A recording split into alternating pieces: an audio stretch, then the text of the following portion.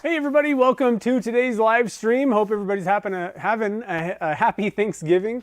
Oh my God, it's been a long week, guys. Happy St. Patrick's Day. I'm wearing some green today. I thought for St. Patrick's Day, let's turn one of those Shamrock blanks and see what we can get out of it. So I chose the one that I added the gold leaf to as well. I kind of like that one a little bit better. So that's what we're going to be doing today, turning a pen up and seeing how that blank turned out. I'm pretty excited. When I thought about it the first time when we were doing the stream, and then when I was casting them, I was like, I can't wait to see how these things turn out. So anyway, hope everybody's doing really well today. I know some parts of the country in the middle are getting hammered with snow, and I'm a little bit jealous, but I hope everybody's staying warm in that area and everywhere else. Hopefully you're doing good too. So first thing I want to do is show you guys what the results from last week. They turned out, it was interesting. We learned some lessons, I think, but overall we got some good looking blanks, I think. So let me switch to the overhead view real quick and we'll go through these guys. So we'll give you a close-up of what we're doing today. What I've done is I've painted the inside of the blank white, and obviously, you know, got our tubes and everything in, and I'm going to be making a cigar style pen out of this. I thought the gold trim would go nicely with that. So we'll see how that turns out.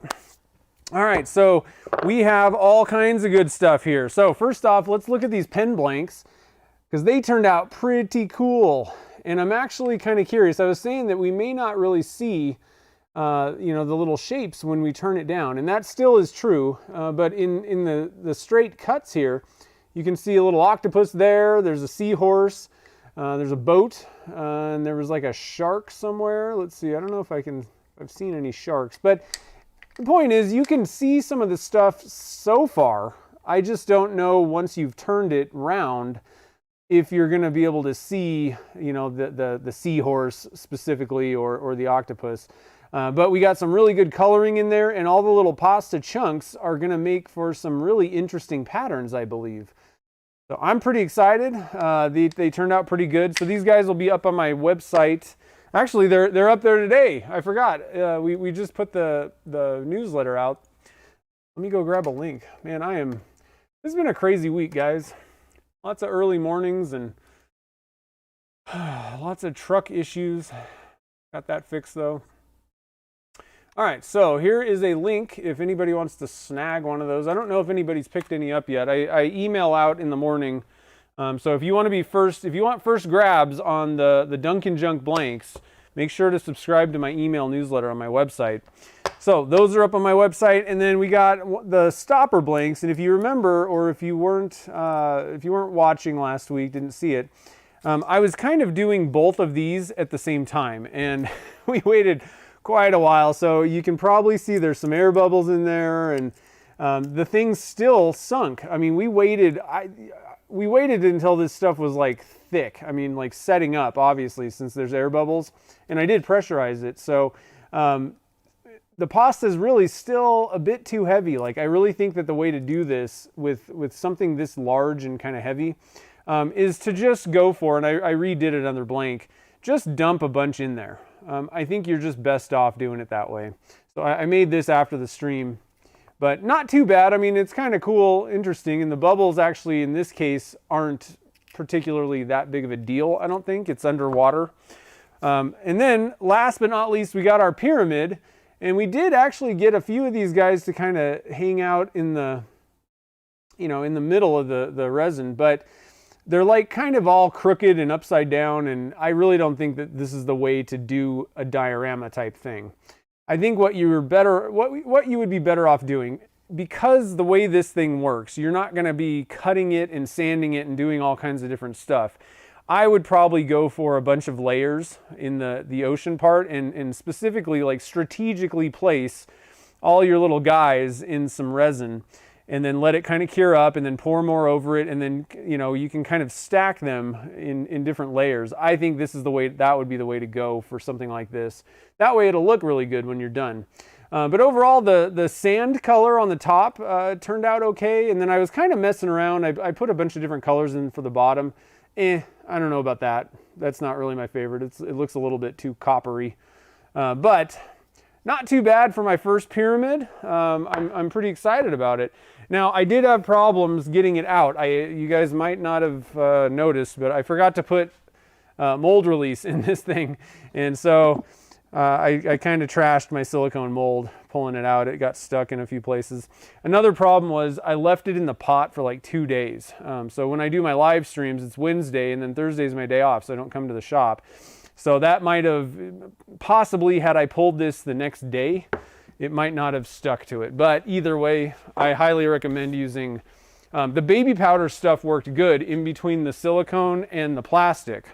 We kind of put a little bit of baby powder in there so that this thing would slide out. That worked great, but then I forgot to do the actual inside of the mold with some mold release.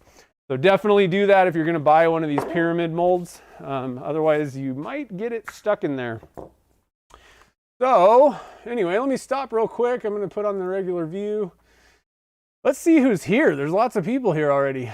Let's see. Mike McEwen was #1 in my feed. Welcome to the stream. And Martian's here. Kim and Dominic, Richard, Jean's here. Nice. David. Who else? Scott Tague. How's it going? Nancy. Delissa. No pinches for you. Yeah, I know. Actually, I was going to wear green, but this morning was another kind of an early morning. I had a phone call meeting thing that I wanted to get to the shop early for, and then I had to go to the tire shop to get new tires on my truck, and then stream and other things. Oh my God, this week has been nuts. It's really been a lot of things going on, kind of. Let's see here. Who else? Let's scroll down. I might have missed some of you guys. Try and catch most people. Frank's here. Jeff. See, I might be missing messages. Apologize for that. Nice shirt. Yeah, I'm telling you, the Lathe Life, if you want to pick one of these guys up, I don't know what their stock inventory is right now, but Turner's Warehouse sells these, and it's got the big one on the back.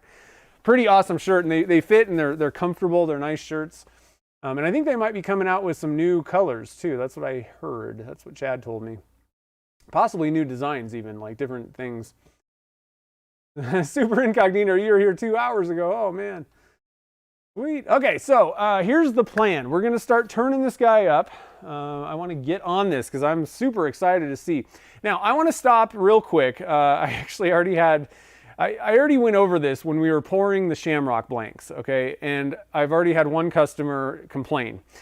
And the problem with these types of blanks is you really don't want to, with that Shamrock glitter, load it up totally full for pen blanks, because what I've found is it's a shiny, smooth surface, that glitter. And what you can get is a bunch of cracks if you just load it up totally. Even with what I put in this, there could be a little bit of cracking here and there on some of that stuff, just because of the bond isn't that good. So I intentionally don't make these blanks super loaded like I do with the tinsel glitter. You don't have as many issues or anything with those. But I did notice early testing when I was doing the autism puzzle blank glitter, you can get some cracking. So I intentionally don't load these things up, and they're really best for handles and diamond painting pens, things where you're not going to be drilling the center out, because what ends up happening, let's put this under the microscope here. What ends up happening is it's sparse. All right, so I've already drilled out the center, which takes away a lot of those glitters, right? And so now at this point, it's already looking fairly sparse. There's a lot of white, especially in certain areas. Now, when we turn this down, it's going to be even less. So, it's not the most amazing tubed pen blank. And I just want to let you guys know so that nobody gets disappointed if you buy my blanks or if you make them for yourself. It just, the way that it works, if you're not going to load it up with glitter, then you're going to get a little bit more sparse kind of, it's going to be sparsely populated with that actual glitter by the time you're done turning a pen out of it. So I just want to let you guys know that, just expect that, and I know that, but I still want to make a pen because they still look good, and I have lots of customers that make pens out of the autism blank, or the autism glitter ones, and I've made some little Mickey Mouse glitter ones and stuff, and they make pens, tubed pens, and it's fine. It's just you have to be ready for that sparseness. So with all that said, let me real quick. I'm gonna leave this camera on for just a second. I guess I can kind of maybe turn the screen so you can kind of just at least see what I'm doing over here. You might notice that the shop looks a little bit different over here. One thing, and I'll get some shots of this. One thing that I've done recently is I put on the mobility kit on my lathe. That way I can just kind of move it around and do stuff a little bit easier. I'm going to be adding a dust collection system, like a full-on system, very soon. And I just wanted to be able to kind of move that if I needed to or whatever. I kind of wish I would have done that at the beginning when I first put the thing together. It would have been a lot easier. Now the other thing that I did was I put the 3-inch riser block on there. I've just been kind of noticing that it's a little bit low, you know, and if you do the elbow test, the spindle is a good 3 inches lower than my elbow. So I thought I'd get it up there. I've also noticed I don't really have too much of a problem with the height if I'm using carbide, which is what I mostly use. However, I have kind of pulled out a couple of gouges, you know, here and there, not very often. I don't really use them that much anymore, but I did try them. I was going to kind of play around with them, and it was way too low for me to be turning with, you know, normal gouges, the way that you're supposed to hold them. The bevel didn't really line up with the blank. So I thought it'd be a good idea to put the 3-inch blocks on. If I find that I don't like it, I'll just take them off, I guess. But so that's there. And then I've also moved that giant table that was behind here because I'm going to kind of rearrange things when I get the dust collection system in, and I never used that huge table. It was meant to be a plywood breakdown table and storage, and I never used it for that. It basically was just a gigantic table that took up space in my shop. So it was time to get rid of that, and I'll be able to pull my router table and my planer in, which will be good because I'm going to be doing that hybrid shelf project soon that's going to go behind me. So what I'm going to do is I'm going to kind of set the camera up and give you guys some kind of pan around a little bit here, give you guys some shots of the mobility kit, and I'll give you a couple little thoughts that I have about it.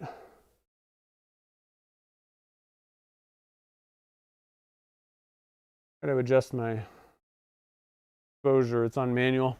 So let me switch to this view so you guys can kind of see some close-ups here. There we go. So, and this is for the Laguna. This fits on the 1836 and the 2436, and it is super heavy duty. All you do is you just push down on each side. I know you guys can't see the other side, but it's got the same thing on this side. And at that point, you can just roll it around and do whatever you want with it. So it works pretty good, and then to release it, you just lift up, and it just drops it down on the foot pad things, whatever they're called. Oops. Side goes down a little bit harder. Lost some nuts. So anyway, you might notice, let's see, what are you guys seeing over here? Not seeing that. You might notice I have a level sitting on my lathe. It's good to level your equipment, you know, both ways. It just tends to work a little bit better. And then the other thing that you need to look for on a lathe is make sure that your points are matching up. And if they're not, see if I can kind of zoom in from here. It's kind of still far away, but you want to kind of pull in some points and just make sure they're lining up, you know, up and down and side to side. My floor is extremely not flat. It is just a piece of junk. And so what I have to do is if your centers aren't lining up, you're going to have to adjust your feet so that you're basically kind of twisting the lathe bed a little bit. Or I should say it's twisted, right? You know, if it's not lining up, it means that your bed is kind of like twisted a little bit. And so you need to re-level that thing. And a little bit of adjustment with those feet will get everything lined up if you're having issues with that. So it's always better to find a flat surface to put it on. But the concrete in here is terrible. There's something here. There's something sitting here, so the concrete slab is actually like curved. And then I got a joint over here. It's not a great thing. Now I'm going to pull you guys out a little bit because I want to show you something that I'm not super thrilled about with this mobility kit. And you can probably already tell what I'm going to say. So it's down. It's, you know, everything's down. The problem is this thing must add, I mean, it adds like 2 feet to the footprint. of the lathe, which is kind of ridiculous, I think. How far is this? Yeah, it's 15 inches on each side with this foot pedal sticking out. So I just want to warn you about that. It's not my favorite thing. I don't know exactly why they needed to do that. It just seems like you could figure out a way to at least get this pedal. Like, I don't mind this part, but the pedal's just sticking out. And what I'm worried about is I'm just going to smack my shin on that thing. So I just want to mention that. Be warned. And the mobility kit is definitely not cheap. I want to say it was like $450. But it is heavy duty. If you need mobility and you have a 2436 or an 1836 lathe, this thing is rock solid. It is super heavy duty. So you are paying for a good product, but there's a downside, and downside with that, the footprint being kind of a lot bigger on your lathe, and the price. All right, so let's get this camera kind of situated here. Oh, was I on the right? Yeah, I was. Okay, good. That would have sucked. Okay, so we got everything sitting here. Let's get this thing going. So my centers are pretty good. I would probably come in and kind of slightly tweak this a little bit. It's just slightly off, but it's much better than if I move it up forward about 6 inches. It's way off, like it's not even close. So find a flat spot to stick your lathe. And let me open up my YouTube on my app here so I can kind of see what you guys are saying. Oh, there's me. Shush, shush, shush. How do I mute? How do I mute this? Shush. Okay. Let's see here. No, you can't put them inboard. This is the only way that you can. And it's actually kind of difficult to put on.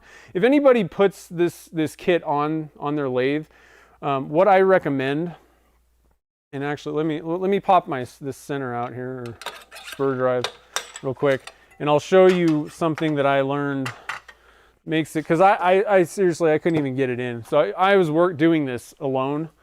You know, I put it on alone. There was no one else helping me. So what I would recommend, what I had to do, the way this works, you're gonna first put the gas shock on, and there's a couple mounts. It's all pretty simple. It's all just bolts and stuff, but you mount the gas shock first, then you mount this plate. And the thing is, then you have to mount this piece down here. And it's really hard to get it. Like, you got to kind of compress the gas shock and do all this junk. And what I would actually recommend is if you have like a floor jack or something, lift up the actual leg. That way it's just kind of hanging, and then you can just move everything into place. Otherwise, like, I could not get this thing, finagled when the legs were on the ground. It was just like impossible. So they don't really say that one tip, but I will say, if you are going to do this, I would recommend, Laguna actually has step-by-step instructions in a video that are excellent, except for that one thing that I just told you. Everything else was very simple and easy to follow in their video. Uh-oh, I heard what was that? Was that a subscriber? Who subscribed? Oh, I missed it. Shoot, it went away. Well, welcome to the channel, whoever you were. All right, so I think this is like a 4-inch rest. I actually don't use this live center. Let's get this out of the way.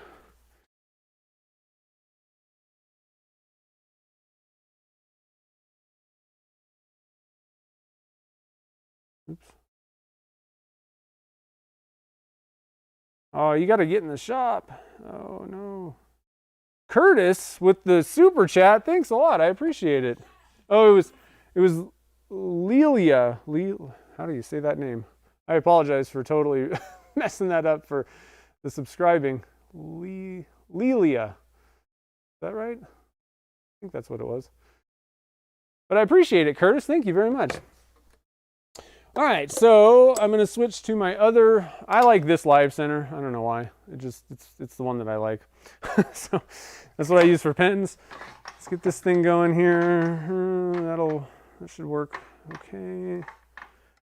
Just a little bit. Okay, so we're going to be turning between centers today. So I'm going to put my dead center in the headstock there.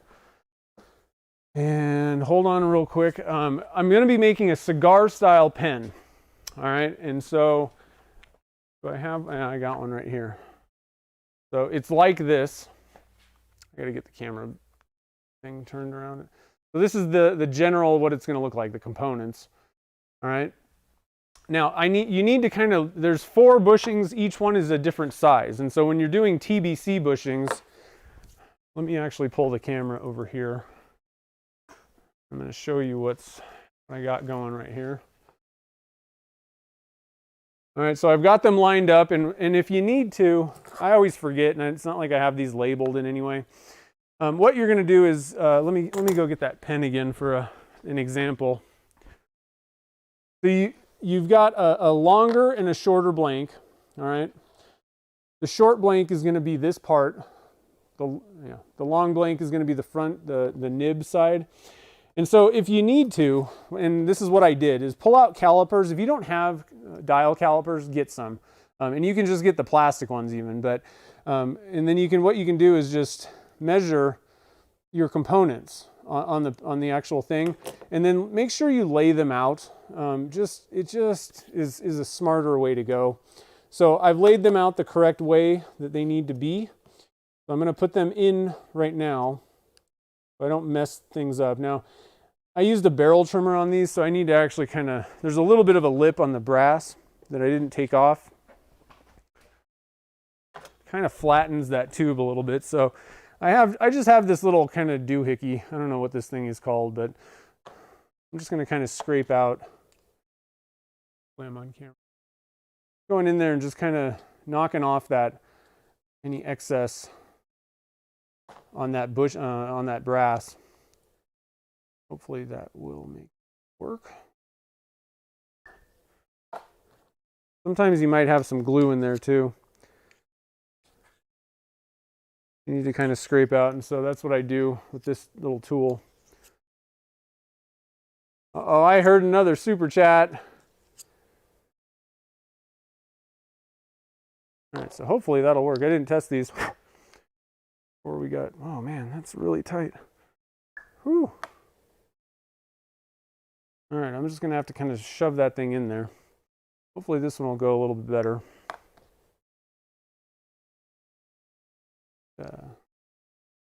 Scraping that burr.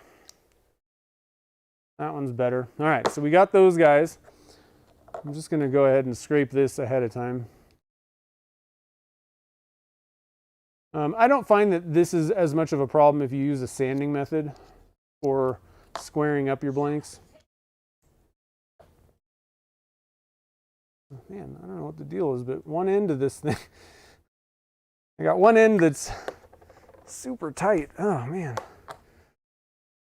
I'm gonna do a little bit more work on this.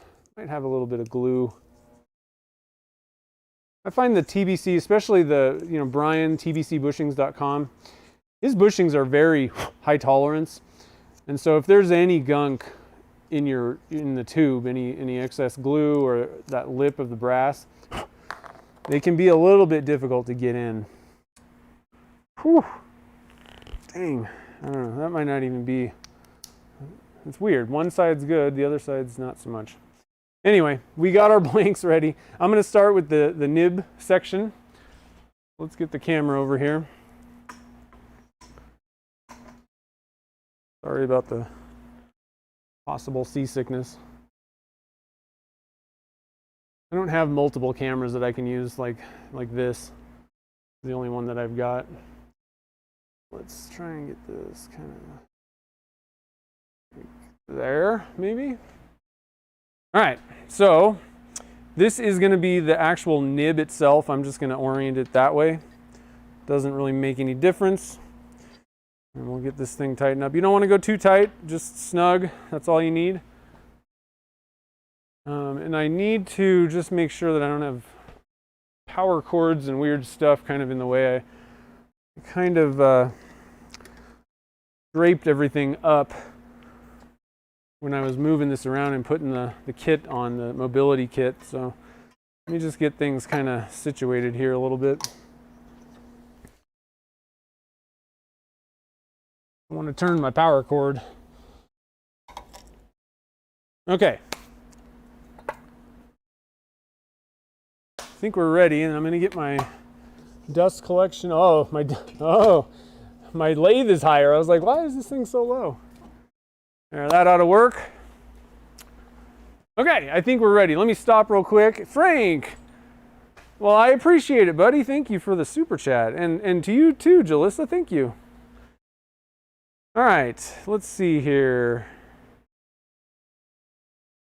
All right, I don't think we missed anything. Let's get to turning. What do you guys think? I am so excited for my dust collector to come. I'm not going to have this thing sitting right next to my ear anymore. It's going to be great. So we'll turn that on. Get this thing in there. I'm just going to use my easy finisher, the mini handle. I think we might be kind of zoomed in here a little bit. Mini finisher, the round negative rate cutter. Spin this guy up. This thing feels a lot taller.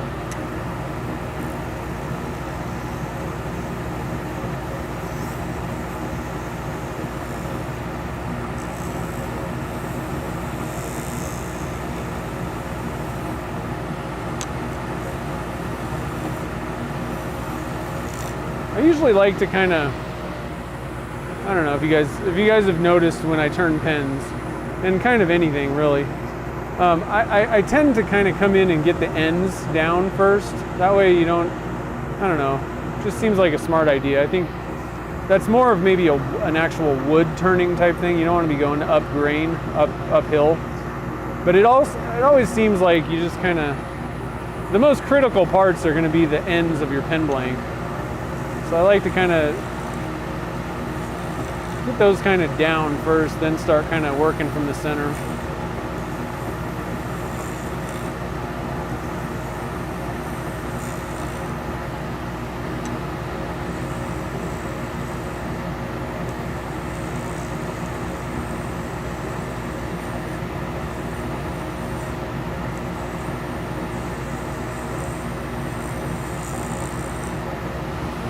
All right, so let's stop real quick. I'm gonna get you guys kind of a zoomed in. I think I'm gonna need to, is that super bright? I think it's super bright. Haven't done a whole lot of turning, so I gotta kind of dial in that manual exposure on this thing with the lathe. We'll do that real quick here.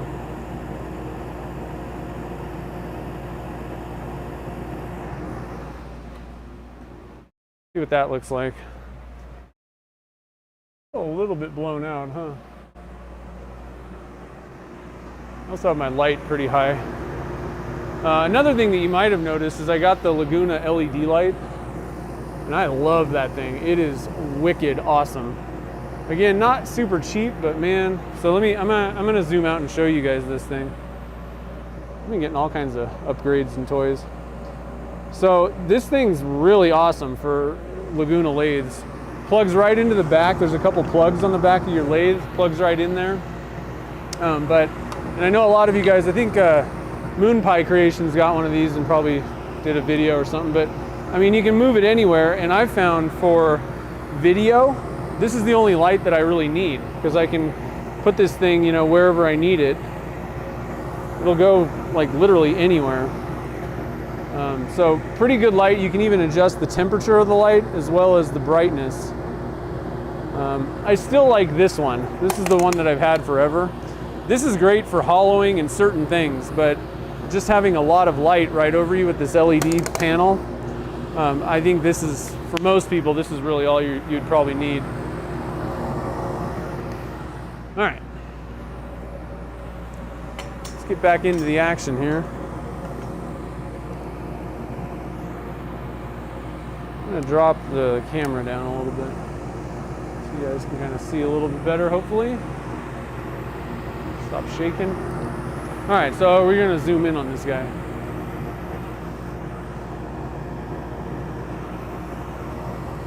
So it's looking pretty good. I think there's still gonna be a decent amount of stuff in there by the time we're done. Still got a lot of material to take off though.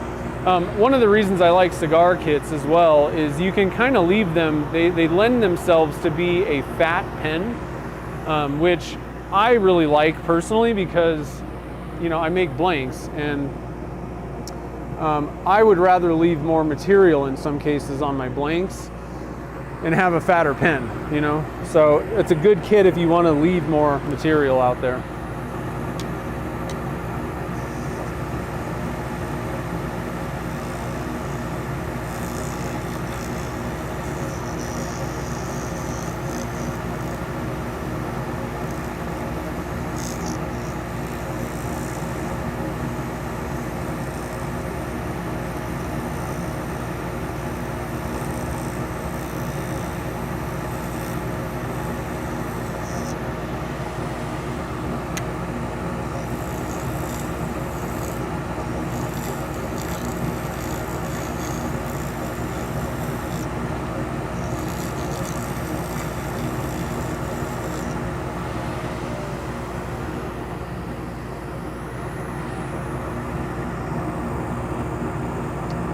So everything's looking pretty smooth. Pretty smooth.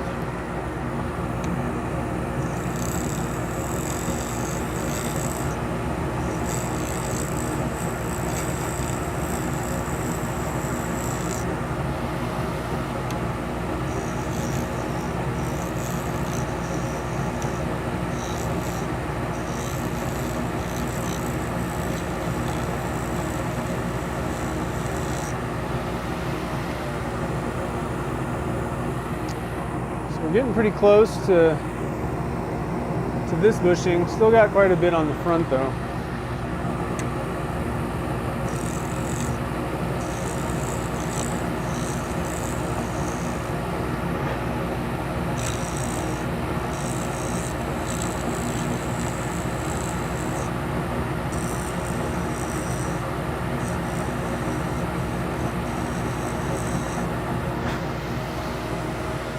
One little thing to mention, so I kind of just briefly talked about a dust collector. I would recommend if you have questions about it, I can answer them. But if you really want to hear a lot more information, listen to this week's podcast episode. I talked a lot about the new system, so you'll get lots of, and I've kind of talked about it for the last week as well. So make sure to listen to our audio podcast if you're into those things. You can listen to it on any of your favorite podcast services. And if you're on iTunes, leave us a review. It helps a ton.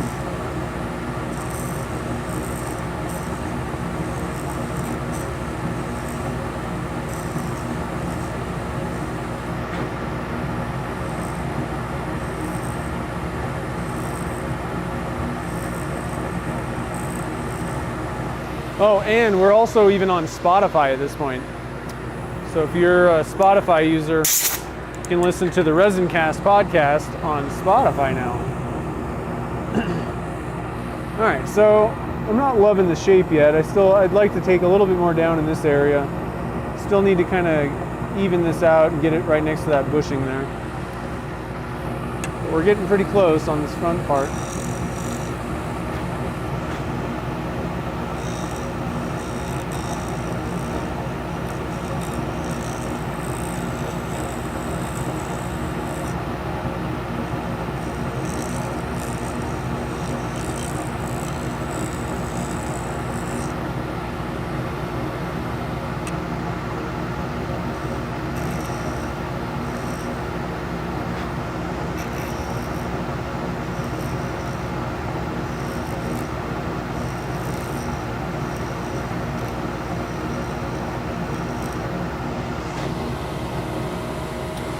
That's looking pretty good, I think. I'll take my glasses off. Whoops.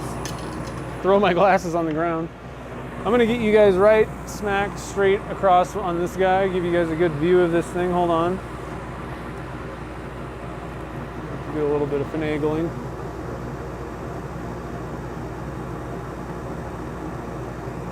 Zoom you in.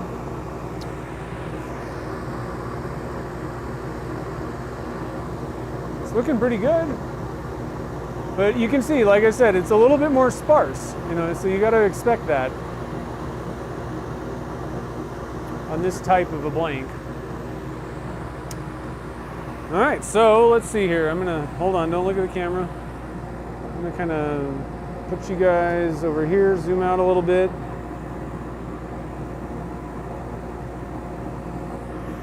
Let me just get up close here and inspect the ends. Still got a little bit to take off here. That one's pretty close. We got a little bit more work to do. Now we're just sneaking up on it. Let's see here, what's going on in the chat? Yeah, cigar pins are pretty cool. I like them. Yeah, oh, definitely. I won't even turn a slimline. They're just they're junk kits. They don't last. They don't feel good in the hand. Yeah. Oh no, you're unsupervised. Oh no.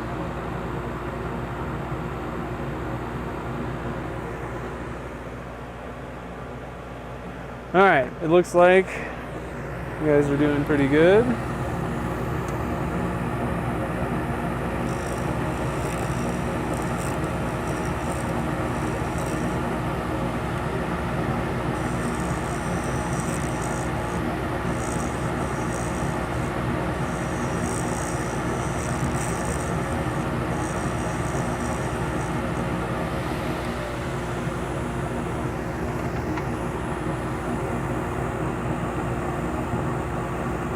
That's pretty good, I think, at this point. All right, so we're done with that part. Let's do a little bit of sanding here. Let's see. I'm going to see what it looks like starting at 240. I'm going to drop the speed down. So for anybody that cares, I was turning at full bore, 3,500 RPMs. Generally, I get the best results turning pen blanks as fast as my lathe will go. For sanding though, you want to slow it down. I'm going to go about 500 maybe, 400 or 500 RPMs, something like that. And I'm starting at 240 grit. And what I'm going to do is I'm going to look at and see if I've left a lot of tool marks. I may end up dropping down to 180. Or I may try to kind of smooth them out with the tool. So let's see if I can get you guys a kind of a shot here. I'm thinking maybe if it's kind of zoomed in from this angle, maybe you can see any tool marks. So I got a pretty big tool mark in the middle. A lot of times it's really tough on clear blanks to see your tool marks. So I'm going to do a little bit more sanding to see if I can get this to kind of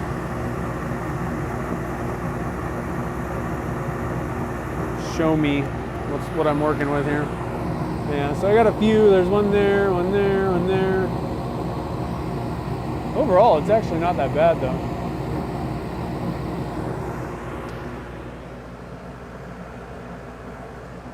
One thing that I like to do a lot of times is the negative rake square cutter. That thing can do pretty good smoothing, I've found, on pen blanks. I personally tend to get a little bit smoother surface using this one compared to the round.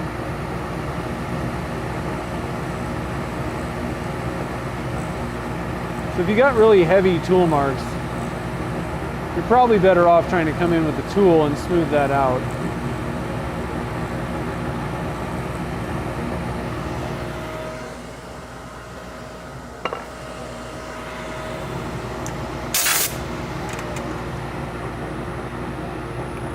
And we'll drop our speed back down. All right.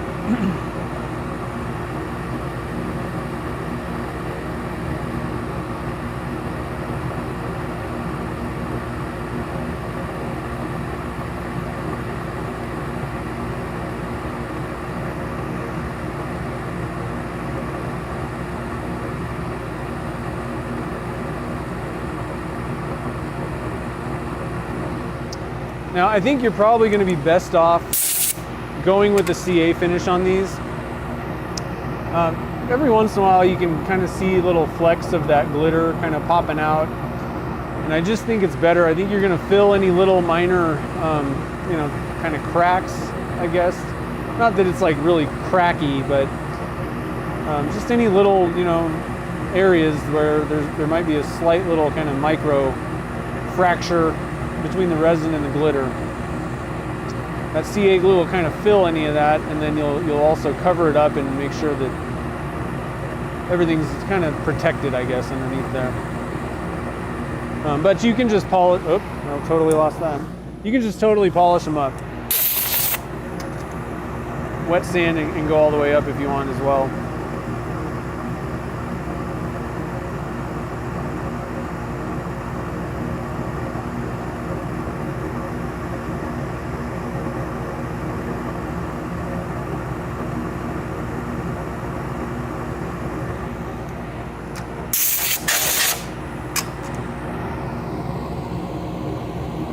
Alright, so that's looking pretty good. Let's move up to 400 grit here. I'm going to get a new piece because I don't trust the ones that I got.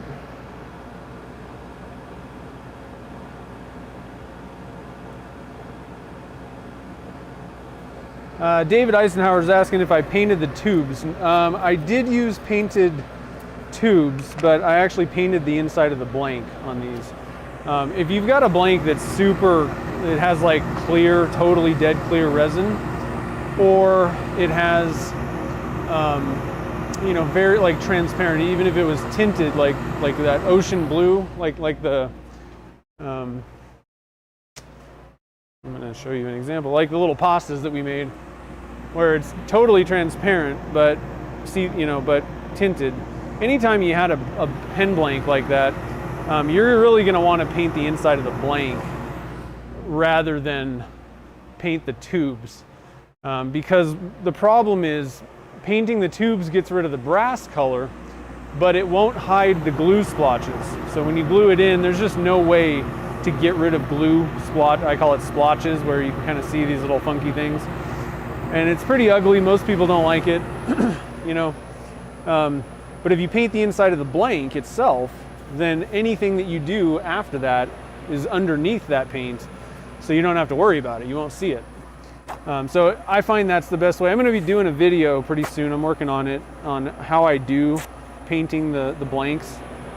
And I will forewarn you, I don't consider myself any kind of an expert. It's just the best way I've found personally. But it might give you guys some ideas. I'm going to wipe this off with a little denatured alcohol there, just to get rid of any 240 grit scratches or particles that we may have had. So we're moving up to 400 grit now. And I usually stop at 400 and then apply my CA finish. You can maybe go to like 600 if you wanted. Typically I don't, probably not necessary as long as you've done a pretty good job with 400.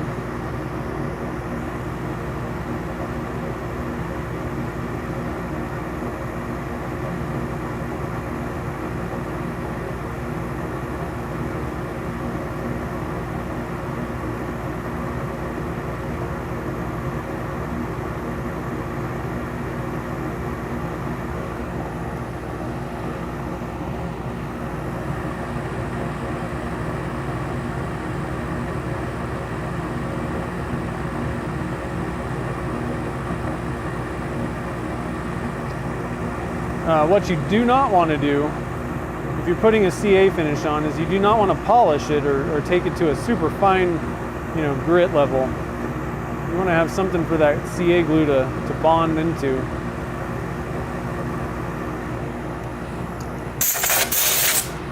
Okay, so I think that ought to be good. I'm going to do one more quick douse of denatured alcohol. It's always good to kind of wipe off and get the surface totally cleared off for, in between grits as well as before you put a CA finish on. You just want to make sure that that's dried. Kind of scoot that back a little bit. Let's see here. Slimline pen equals junk. Yeah, I don't like them. Frankly, I think they're harder. Yeah, I know a lot of people say that they're inexpensive, but I actually think they're harder to deal with. I had way more problems like assembling them and having parts break and stuff than anything else. I'd rather go with the Sierra personally. And the Cigar. They aren't more expensive though, it's true.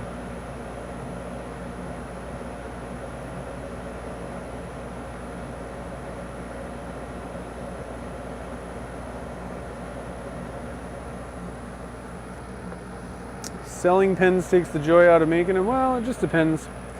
It can sometimes if you feel like, depends on your own personal mental approach to it. If you feel like it's work and you have to do it, it can totally drag you down.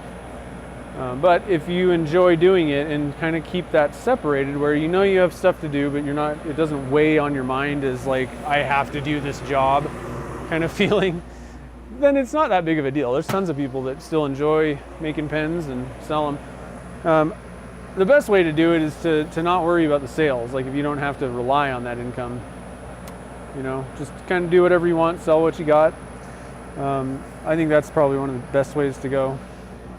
All right, so I'm gonna really quickly douse this with a little bit of the super fast thin CA from Starbond. Just to, what that does, this stuff is super, super thin. Super fast thin. And that way, this stuff will kind of seep into any, like I said, those little fissures, micro kind of fractures. I really need to cut a bigger tip on this thing.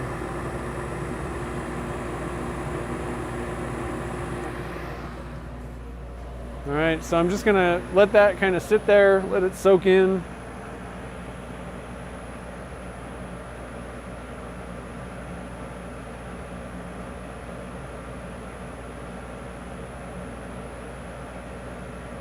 Total knee replacement. Ooh. Well, I appreciate you stopping by. I hope it feels better soon. I hope you get a quick recovery on that too.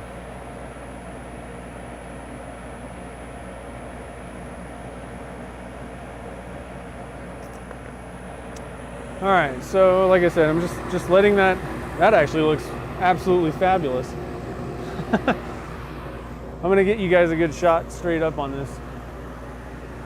Because from like a foot away, just that alone looks pretty wicked.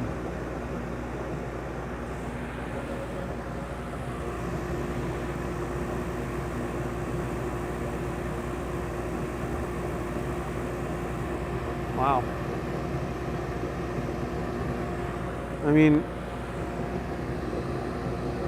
I have half a mind to just like take this off and be done with it.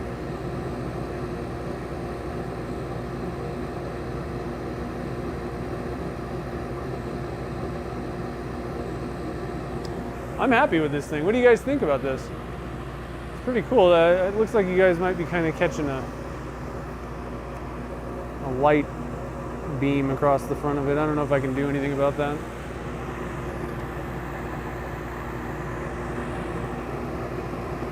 It's all dry. Yeah, I'm gonna have to put more coats on, but it sure did look pretty decent at first. I'm very happy with the painting. I did a pretty good job with that. One of the biggest problems I've had with painting is the inside of a blank is sometimes you get like brush strokes, or there's like areas where it's like, you know, you didn't get a good amount of coverage on it, and it just, sometimes painting the tubes or the blank can really be a pain, honestly. You know, and it's enough to where I really kind of stayed away from messing around with that stuff. I'd rather just go for an opaque blank, but there's a pretty simple way, few different pretty simple ways to do this, so you're not wasting your time and getting terrible results. Okay, so now we're gonna go for some coats of the I like this for my like the actual finish itself. It just, for some reason, I get the best results with this stuff. There's lots of CA glues out there though, so.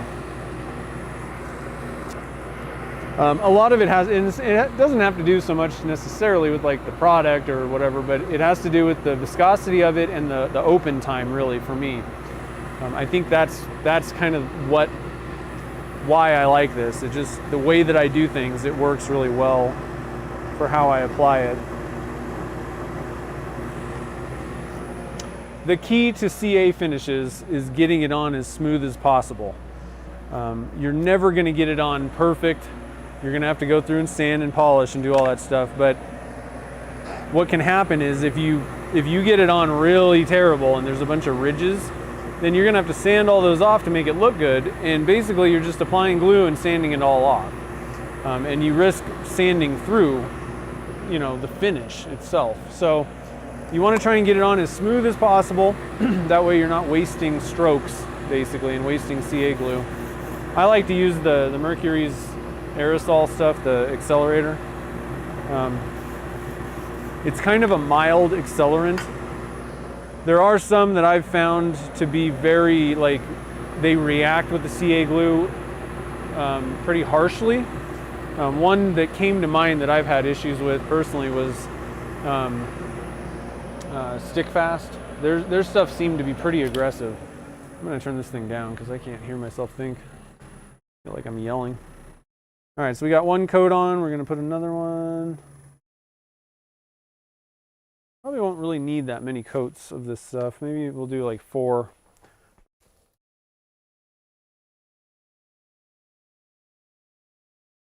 And then do a little spray.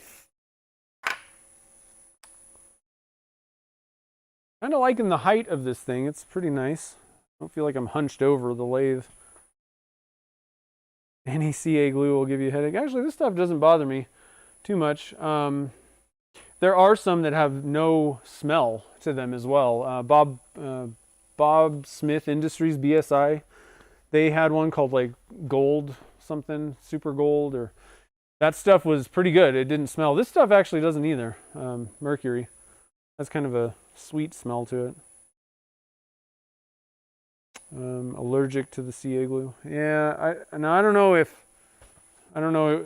would depend, I suppose, if you're allergic to the chemicals, then I don't know that there's much you can do about it. You just can't use it. If it has to do with you kind of react to that smell, then you might be able to get away with one of those this unscented or whatever. I forget what they like call that. But honestly, Mercury is really not that bad. I guess it's been a while since I used something else, and so I don't know. But Starbond, yeah, because it doesn't smell good. I know that. CA glues, like when I glue tubes in with Starbond's thick and that super fast thin, and that stuff, burn your eyes. I don't know.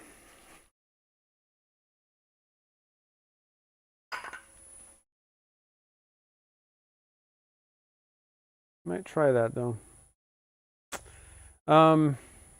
Yeah, you could wear a respirator, I guess that's true. Another option that you could go with, it's not going to be the same as CA glue. Actually, I got a couple options for you that are different products. You could try to use UV resin. So Alumilite's got one, Aluma UV. This stuff could work pretty well. It cures, it's a little bit longer. CA glue, CA finishes for really small things, I think it's the best way to go. It's just quick. And it works really well, and it's pretty durable. UV resin is actually more durable, harder than CA glue even. But that stuff might work for you if you don't like it. It has kind of a smell to it sometimes too, though. Many of the UV resins out there are a polyester base, and they smell terrible.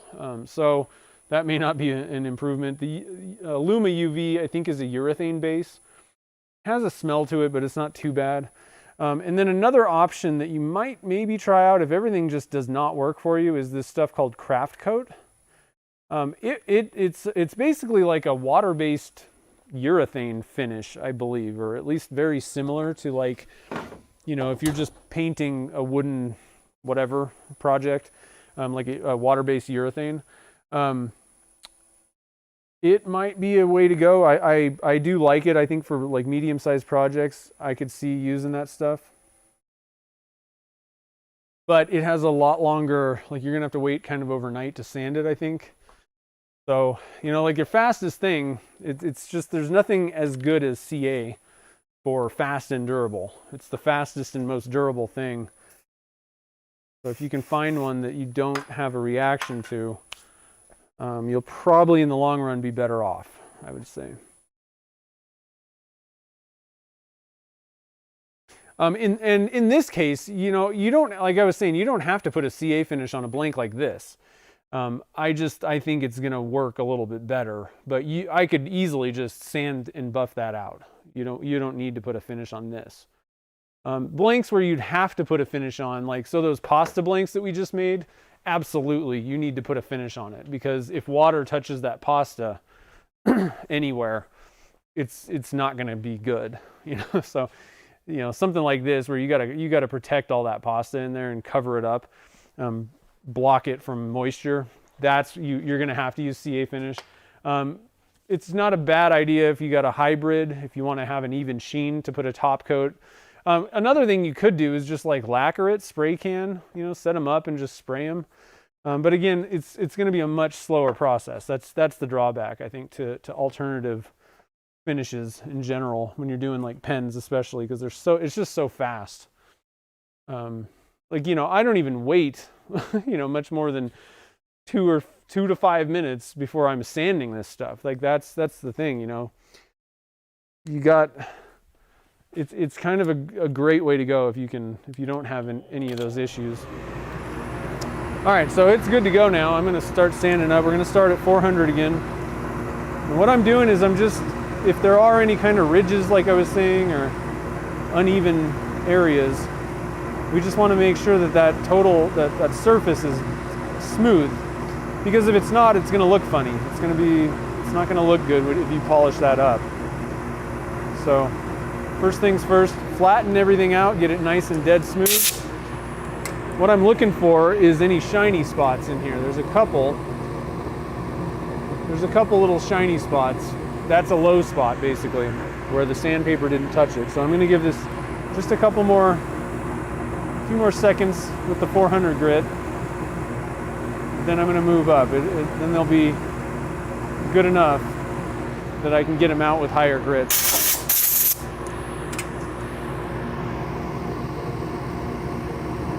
And still a few, I'm going to give it 2 more seconds. Still a few shiny spots there that I can see.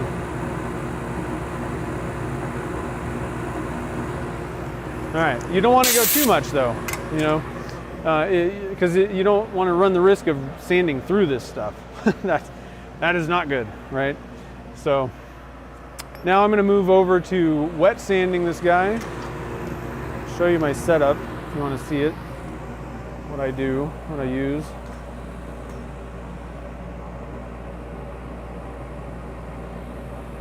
It's pretty dark. It's almost like I need to put it on auto for when what does that look like on the screen to you guys? It's pretty dark. Jeez.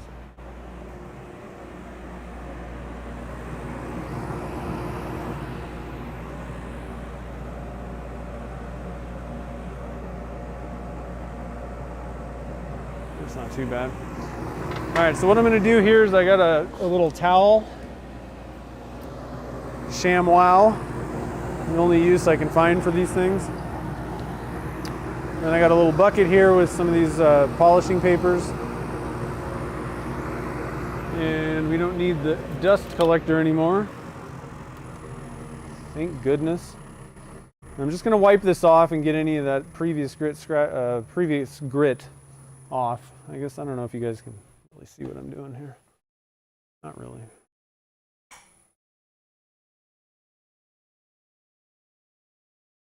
Decent. Okay. This is about 750 grit. This is the Zona paper. You can pick this stuff up. Pick this stuff up. I can't talk today. At Turner's Warehouse. Green is the first grit. I like this stuff. It works really well. It's the same stuff as like micro mesh, except you don't have that backer pad thing on it. A little bit cheaper. I find it actually, personally, I kind of think it works a little bit better, faster, slightly, very slightly. My main thing was I like the color codedness. If you get, so, you know, micro mesh pads, the big ones, I never liked the thick pads because you couldn't really feel what's going on with your fingertips. But you can buy micro mesh brand in like thin papers like this, but it's just a bunch of different shades of gray. And I'm like, okay, so what grid am I on? It was just terrible, and it was pretty expensive. So I like the Zona paper. It comes in good colors, and it's in the thin stuff. But a lot of people like the pads, you know, the regular micro mesh ones. But either way, if you want to give it a shot, Turner's Warehouse. I got a link down in the show notes. That's an affiliate link, so I get a little bit of a kickback too if you purchase stuff from Turner's. Dad hooks me up with a little bit of a referral bonus, which is very nice of him. Got to use my link. All right, that's probably good. I'm not looking super. What I find, you can kind of get away with more with, and I know this isn't really the best thing to say, but when it's like clear like that and you're putting a finish on, a lot of times you can kind of get away with, there might be a scratch or two, but they're almost impossible to actually see. For like darker, you know, dyed blanks and mica powders, like you're like, you know, a black blank, that is, you have to get every little scratch out or else it'll just stick out like a sore thumb. But on clear ones, you kind of get away with a little bit more. Not to say that I think that this is going to have a bunch of scratches in it, but typically if you want to make sure, then you're going to have to stop it and really, you know, look at what's going on, make sure you got that surface good. So this is the gray pad. It's about 1150, 1150 grit, somewhere around there.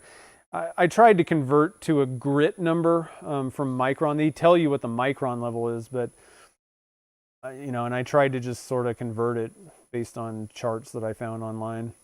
So it's somewhere in that region.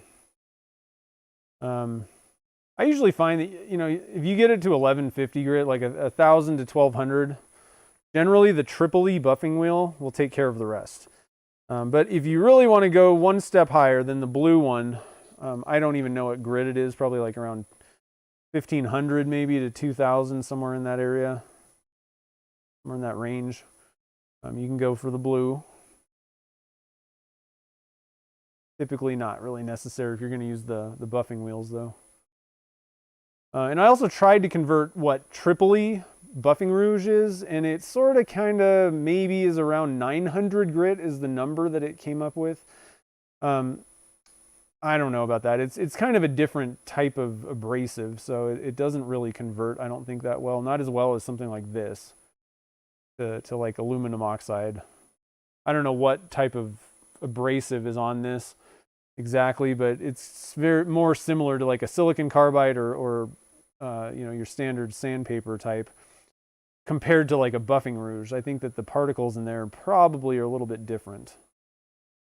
So I don't know if that 900 number is really that accurate or not, but I'd say it's somewhere in that neighborhood, somewhere around there.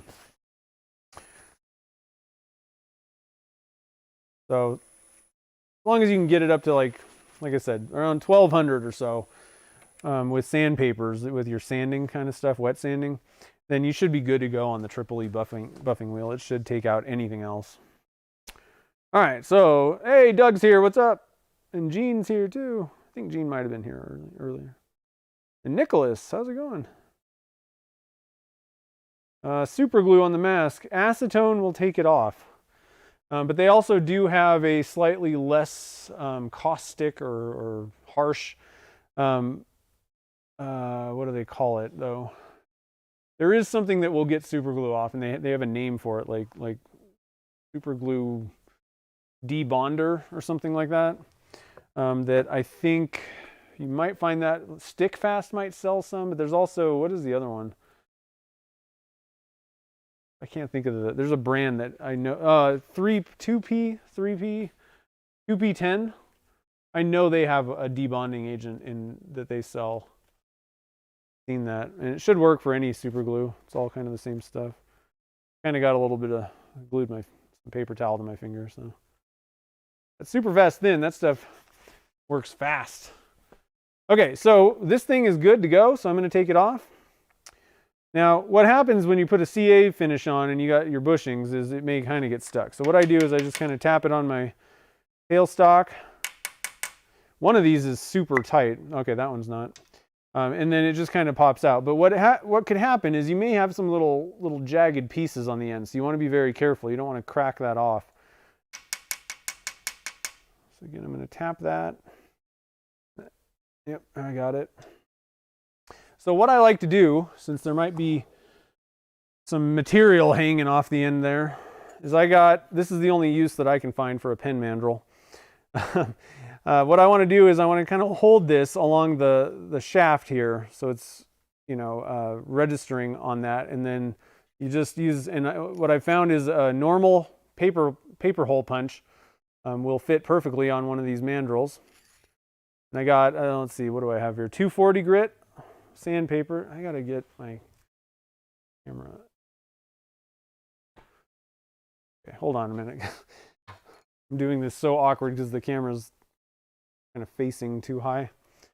All right, so that's a little bit more comfortable and you can see what I'm doing. So I just hold it down and just kind of push, not, you know, kind of lightly.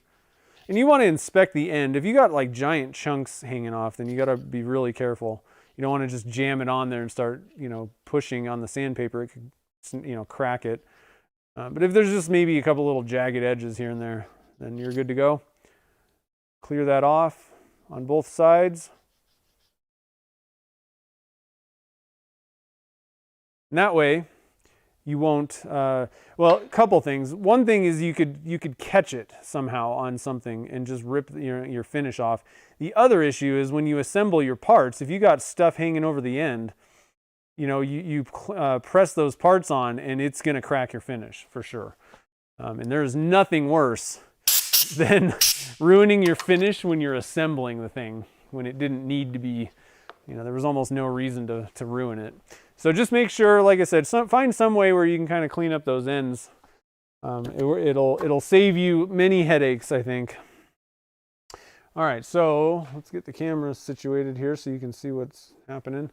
So we got that one. I'm just going to set it aside. I'm going to do all the buffing on both of these later. So we're going to turn this other second half up. Get this guy set up. Put my bushings away. And actually, I'll share another little tip here. Most of you guys know this one, but I have just a little jar here. There's acetone in here, and like I said, what can take off super glue? Acetone. Totally dissolves it. So I have a jar full of acetone, and that way, if I got any CA finish on my bushings, it'll dissolve it for me. So, and it's not going to hurt the bushings in any way. Okay, so next, let's see here. Let's get things situated here. Get our wet sanding implements out of the way. So what's everybody doing for St. Patty's Day? Anybody doing something cool? Having some corned beef and cabbage or some Guinness or watching soccer, football? D-Bonder, there you go. Michael Barr, you're back in the States? Nice. Dang, you've been gone forever. Please tell me you're going to retire soon, because I'm sick of them sending you to these who knows where countries. Welcome back, brother. Thanks for joining the stream tonight, man.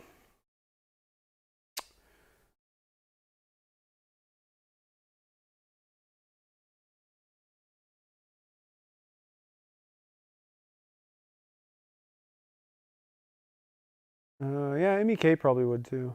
And melt the mask. I mean, acetone might melt the mask too. Who knows? All right, sweet. Okay, so I was just checking that out. Well, that's so awesome, man. You know, and I feel bad. I've been so kind of crazy busy lately that I've been like, oh, I need to like see what's up with Michael Barr. See if he's back in town yet.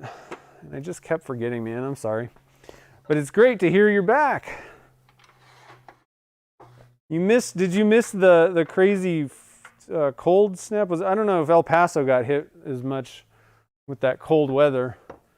No, I know most of Texas did. Maybe a little bit higher. Corned beef sounds good. Yeah, we did that last year, and Gretchen was like, "Oh, do you want to do like a meal?" And I'm like, honestly, I think that last time we did the corned beef, cabbage, and potatoes, and I'm pretty sure we both were like, "Man, this corned beef is so salty." I'm just like, you could feel it, the sodium in you. And so I think I think we said let's not do it next year. So we're actually having burrito bowls on St. Patrick's Day, you know, festive.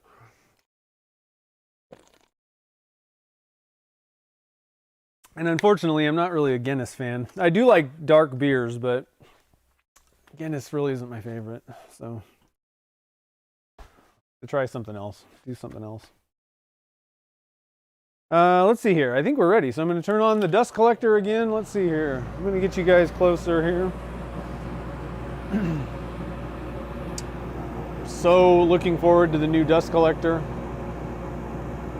It's going to be pretty fancy. I'm going to tell you right now, though, I had to pretty much like sell my firstborn child. It is by far the absolute most expensive thing that I've ever spent for my workshop, like ×2.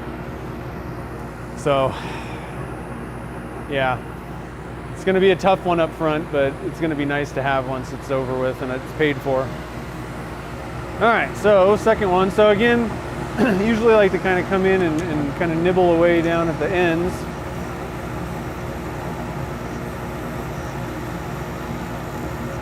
Anybody else do that? I don't know. I don't exactly know why I do it. It just seems like a good way to go.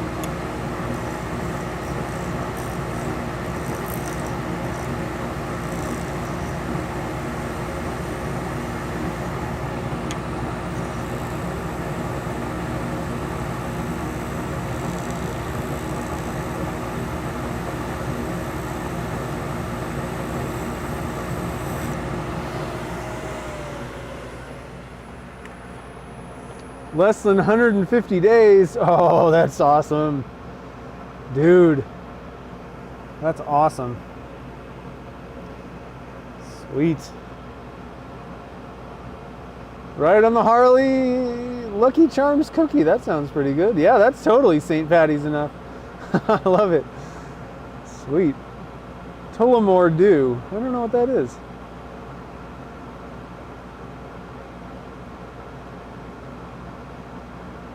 Beamish. I'll have to try that, definitely. Not as bad as the rest. Yeah, it was nuts. And I'm going to be honest, I don't really keep my eyes peeled to the news. I find that it usually just makes me angry. So I'm usually not very up on current events. I have no clue what's happening unless I just randomly saw some headline somewhere. But man, I watched some videos on YouTube of different people that were in, that are in like Central Texas, and like their pipes froze. I was like, dang, that sucks. And it's not just Texas, there's a lot of places that got kind of hit, which another thing that I'll mention is Alumilite actually got affected by it because the urethane resins, what am I trying to say? The raw materials that are used to make the urethane resins, which one thing that I don't know for sure is Alumilite Clear and Clear Slow are urethane. I know that they don't have Alumilite White right now because of the supply chain got kind of messed up with that freeze thing. So I don't know if Alumilite Clear Slow is going to be like, I don't know. Luckily I got an order in right before that, but they were already out of Alumilite White. So they even were affected by the whole thing.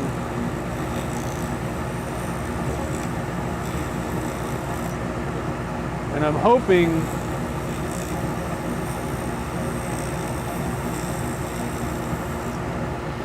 that I don't end up running out of blanks, or running out of Alumilite White, because a lot of my color swirl blanks are made with Alumilite White. So I might have to be kind of sparing on. I usually try to keep a fairly big inventory, but I might have to start kind of like keeping it a little bit lower on each blank.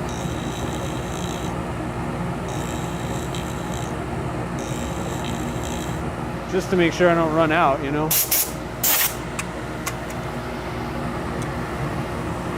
And I'm sure Alumilite's probably not the only company that was affected by that.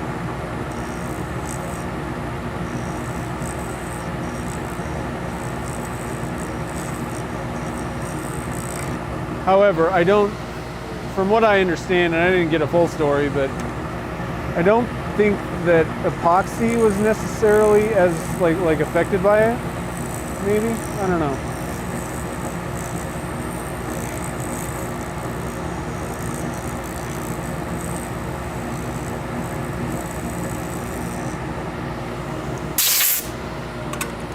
All right, so we're getting in there.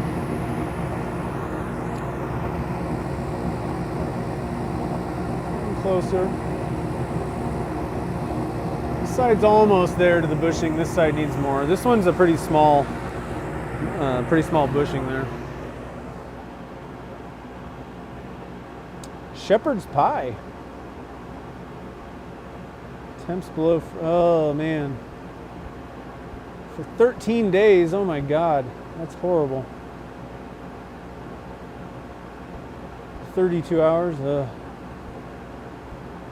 Yeah, I know. Wait till you see the new dust collector. If you think this is good, this is just a 1-horse. The new one's a 5-horse dust gorilla. That's gonna be just ridiculous. It's, I don't know, it might actually be louder at the ports than this is, possibly, I don't know.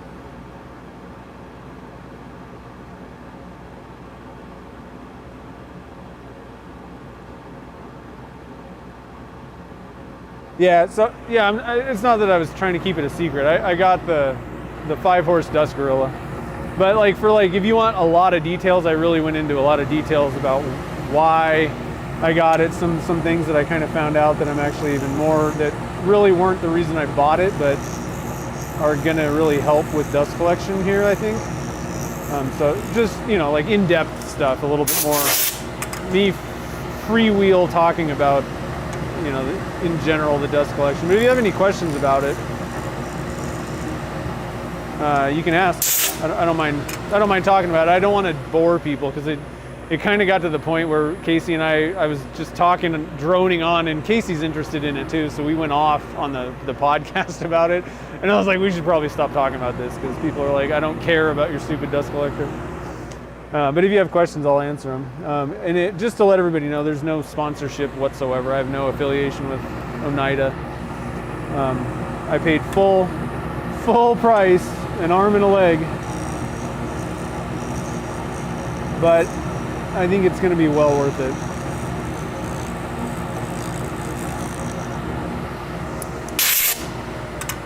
And I will say, I kind of went for like the biggest thing that they have. And I don't even think my shop really, it doesn't need it, but I also wanted to make sure that I'm not spending a good amount of money on a dust collector right now. And then if I move into like a bigger shop for some reason down the road, I'm not like, oh, now I got to go get another dust collector, I just wanted to get the last dust collector I'm ever going to need. and I don't think I can afford another one after this, so.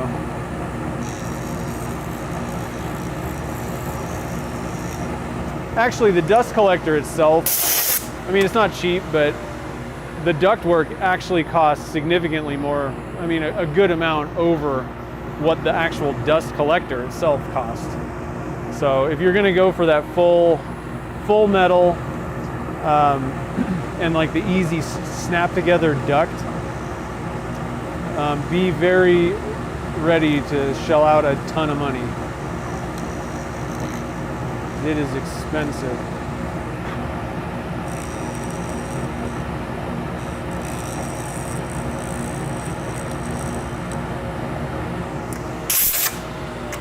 All right, so we're getting pretty close here, I think. I'm gonna stop it. I'm gonna give you guys a shot of this thing, especially for anybody that's just joining the fun and you didn't see the other one already, the other half of it. I'm gonna turn the light down a little bit. And then zoom in. Oh, zoom in. So it's looking pretty sweet. I'm very happy with how these are looking. This one's just about at the bushing on this side, and then this one, yeah, it's pretty close too. But it is a little bit proud, so I still need to do a little bit more work on it. I'll zoom back out a little bit. Oop, whoopsies. Put this view going on here. Okay.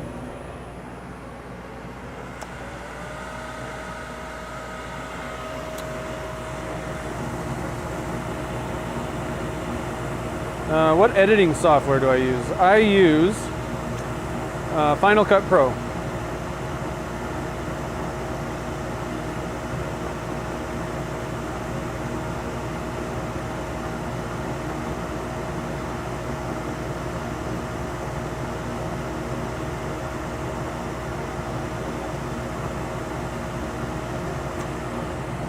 Thanks, Ed. I appreciate it. Yeah, it's looking pretty good. I'm happy with this one. I really like that green and gold. Both, they just goes together well. I'm pretty happy with these blanks. Oops, wrong tool. All right, so I'm gonna get in here and just kind of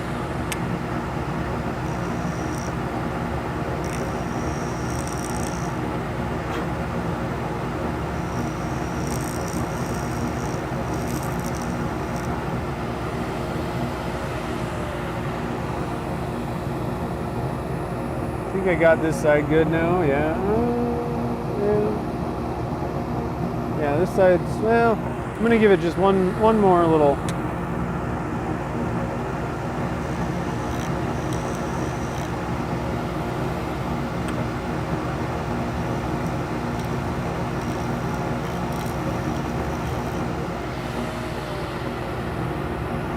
Okay.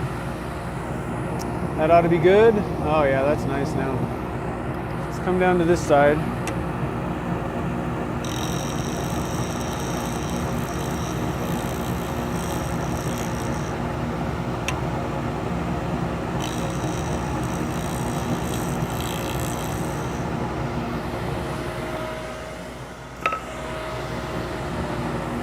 See how we did. Oh, that's feeling pretty good, I think. Not too bad, not too bad. Maybe do just a little bit more. I'm going to try and sneak in here with this. I'm going to kind of tilt it a little bit.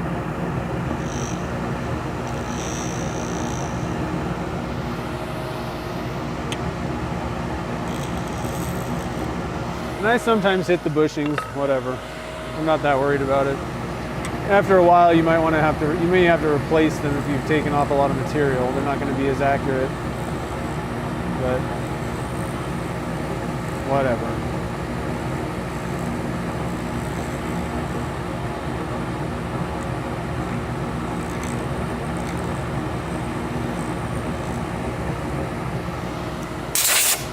So far, I haven't seen any problem with it. How do I like Final Cut Pro? I don't know, I just picked one. It works fine. I think, you know, the majority of people out there probably use Final Cut or Adobe Premiere. I was gonna go with one of those two because especially, you know, we're talking like 8 years ago.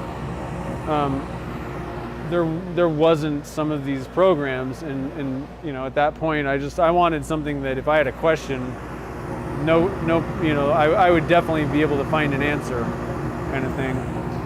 So I got a little, I don't know, I'm gonna get in close on this. So we got a little glitter piece that is kind of on the surface, and I think I'm gonna actually take this off because it's gnarly. I don't like it.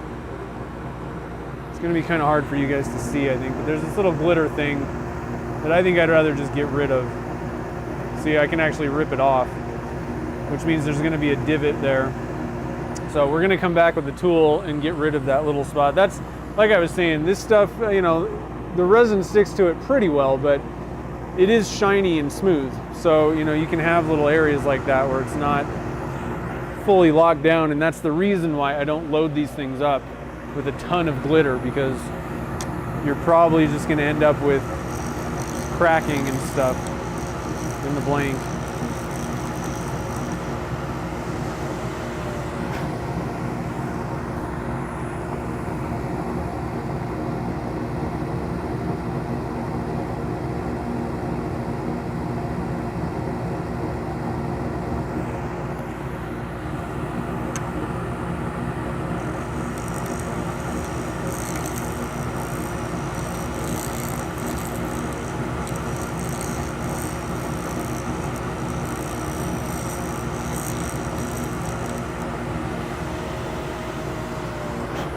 right, I think that ought to be good.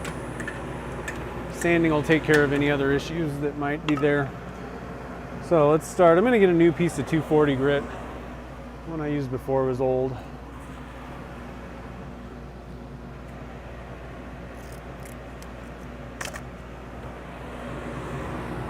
All right, you guys got a pretty good view. Bring the phone over, see what you guys are doing. It's a feature. Yeah. There's a lot of times where I would just say, it's a feature. But not in this case. Oh, I got to slow the lathe down. We're going to go about 500 or so, 450, 500. And again, we're starting with 240 grit.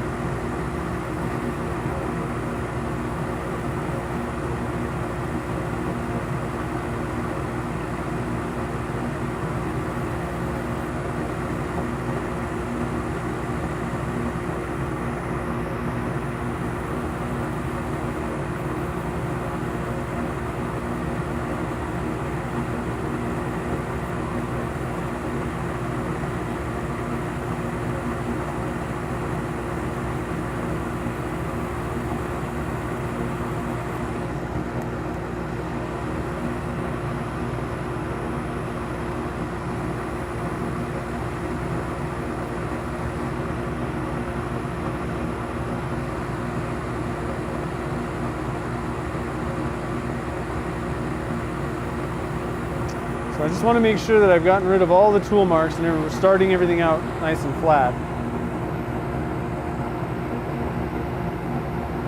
I think we're pretty good. I'm just going to give it a couple more seconds here.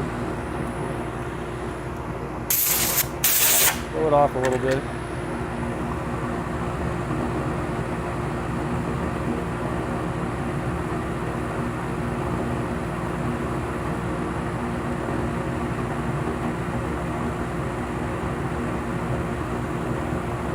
All right, I'm going to call that good.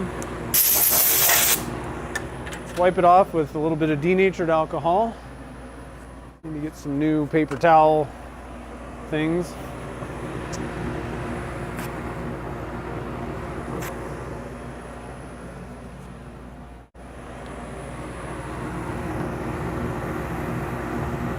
And that just gets rid of any, sanding dust, or if there are, what you really want to avoid, why you really want to wipe off in between grits is if the little grit particles broke off, because that's the way sandpaper works. You know, they're always kind of exposing a fresh edge of the grit. So if there's any like 240 grit particles in there, and then you move up to 400 and you're just sanding around that that piece of 240, you're going to have these weird scratches. It's a lot of times that is the cause of the mysterious scratches that you get, you can't seem to get rid of. Is this the right piece? I don't know if that's the right piece. I'm gonna get a new one. When in doubt, get a new piece.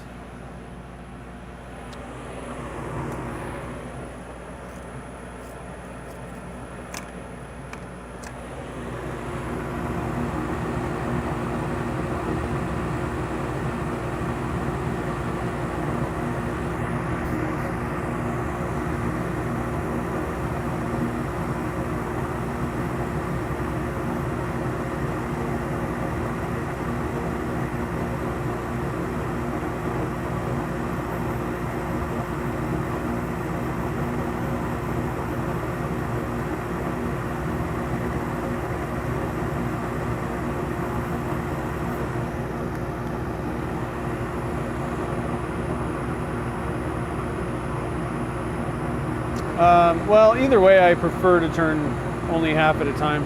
If I was using a mandrel, I would definitely only turn half, because what ends up happening is that second piece that's further away from the headstock, the reason I don't use mandrels is because they all are just junk and they all tend to wobble. And so I found that the farther right one from the headstock, that thing would always be messed up. So either way I would do it, but with this setup, you can only do one at a time anyway. Like I said, either way, it's the way that I would want to do it. It just makes sure that everything's as accurate as possible. And a lot of times it's maybe not that big of a deal for like turning, But where I did find significant difference is putting finishes on. Because when I was using a mandrel, I would constantly sand through the finish when I was doing a CA finish. And the problem is, if the blank is wobbling, then you're going to be sanding in one area more. And it was the weirdest thing. I would get like a round spot where I'd sand through the finish. And I realized once I switched to the between centers, that never happened. That problem went away because it's running true. So I'm not a fan of mandrels. I think they're junk.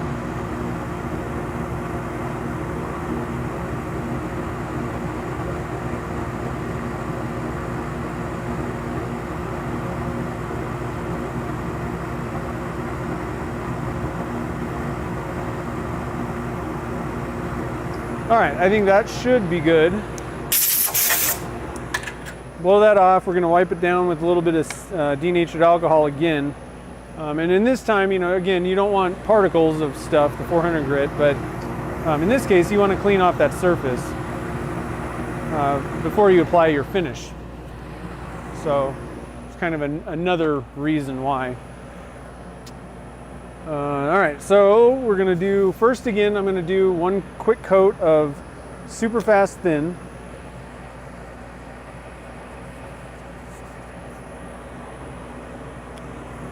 So this is the Star Bond super fast thin. I like this stuff. It kind of penetrates. It'll penetrate into any little cracks or crevices that may be going on your blank or in your material. Kind of penetrate down in there and fill those little cracks if you got any. So put that on, and I'm not going to use any accelerator on that coat because I want it to be open and sink down in if there are any little fissures. Yeah, use sandpaper like you're rich. The problem is it's not gonna, you're gonna get worse results, or you're gonna be sitting there sanding longer. So that's, and I don't want to sand any longer than I have to. I hate it.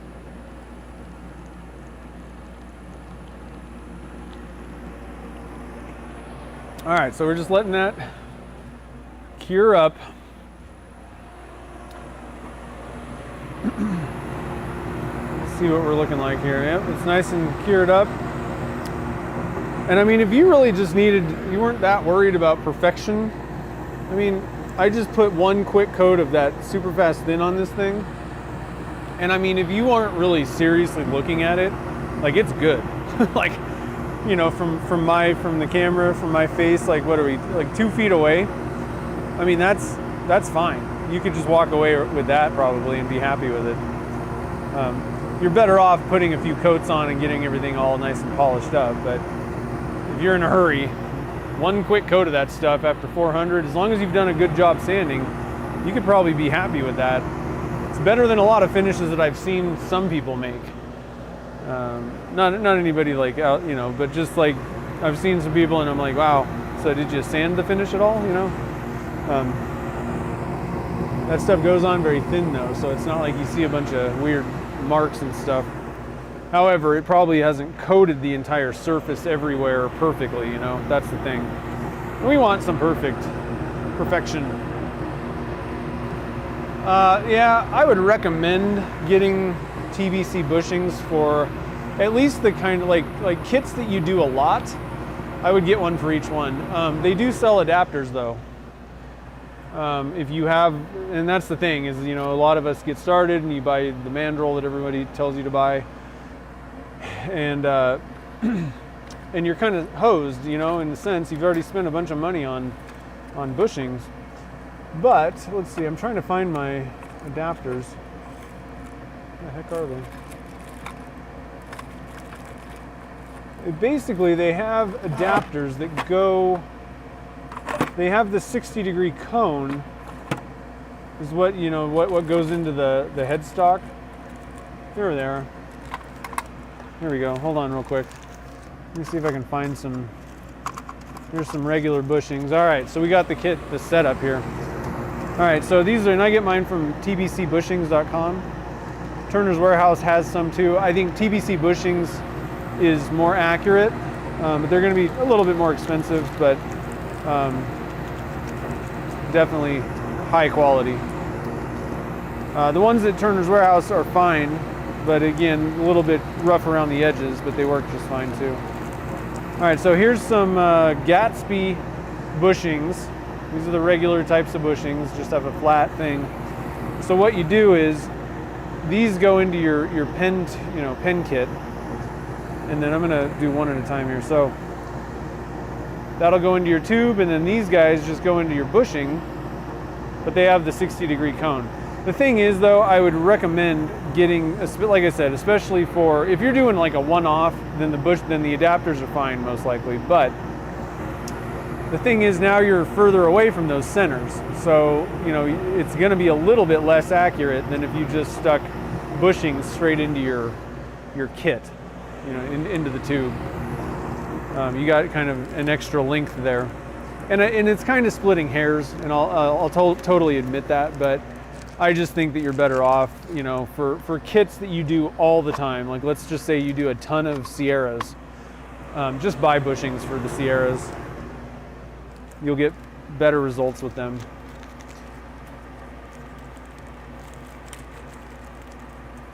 But if you got like one kit that you're like, oh, I just really want, or somebody orders one type of pen kit that you had the bushings for or whatever, or they don't sell the TBC. But here's another thing: is they don't sell TBC bushings necessarily for every single pen kit on the planet.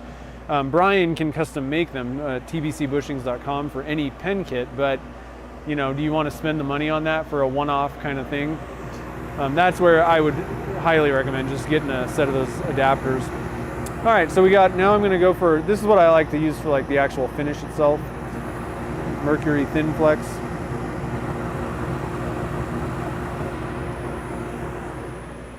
You'll notice I just kind of get on and get off. And I'm putting like kind of moderate pressure, nothing hard or nothing super soft. But just spread it around a little bit and then get off of the thing. You don't want to be sitting there forever.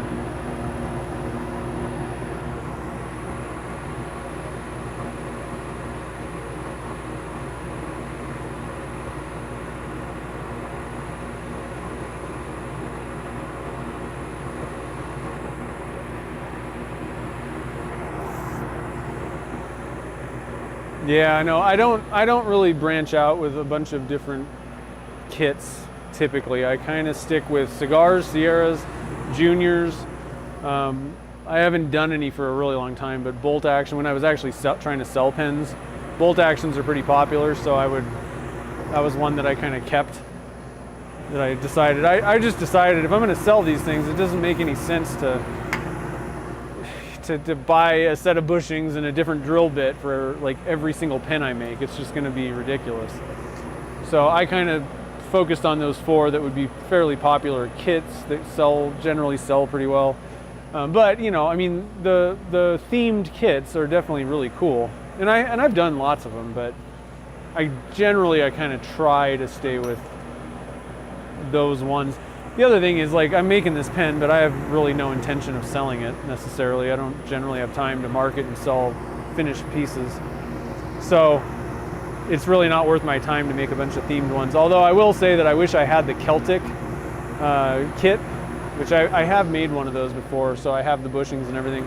That would have been pretty cool on this pen, but I didn't have one on hand, and I didn't really feel like, actually I wouldn't have gotten it in time if I had ordered it even. When I realized that today, Wednesday, was going to be St. Patrick's Day, I was like, oh, I got to turn one of these pens up on the stream.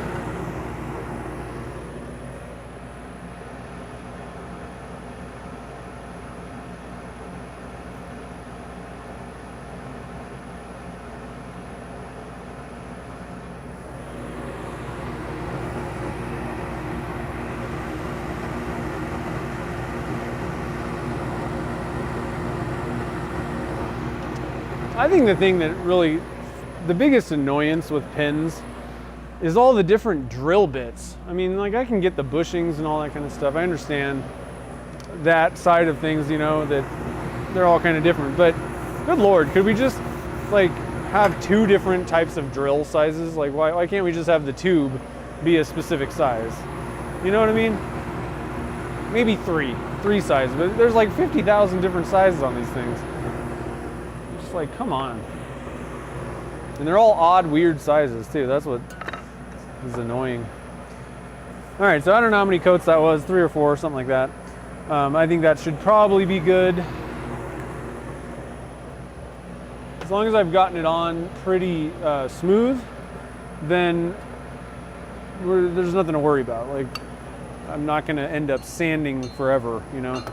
That's the key to it. You gotta get it on smooth, otherwise you're gonna sand it all off.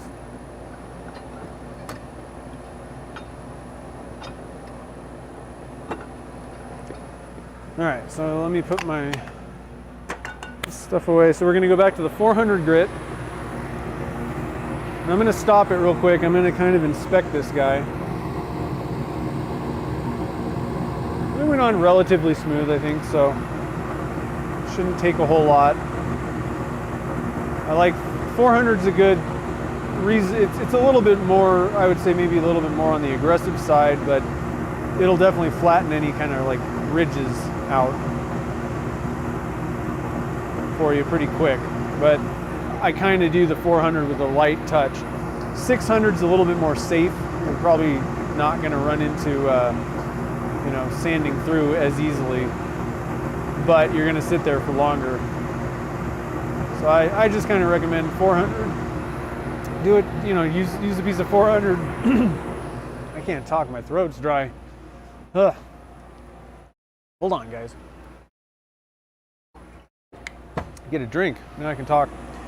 Get a piece of 400 and just be kind of, you know, light about it. Sneak up on it, stop and check, and what we're looking for is any shiny spots. I still got a few, so I'm going to give it a little bit more time.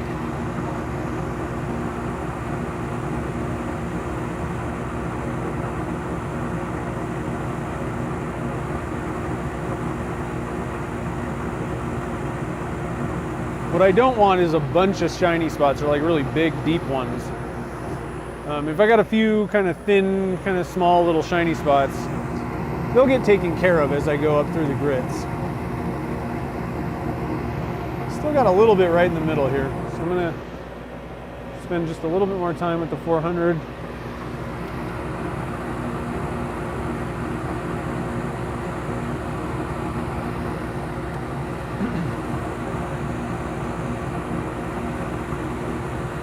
Okay, no more.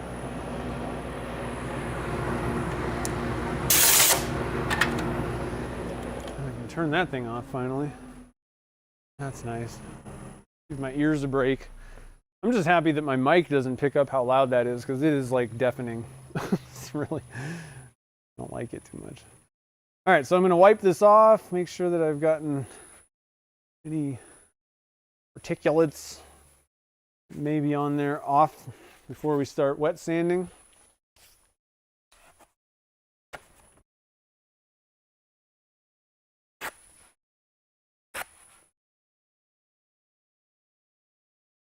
Bolt and Sierra, biggest sellers, yeah.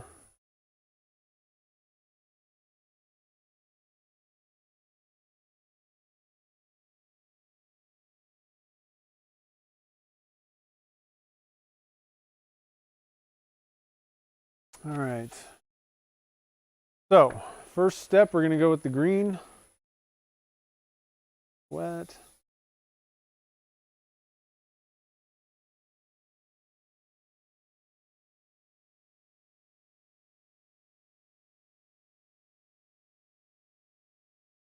And this is the Zona paper.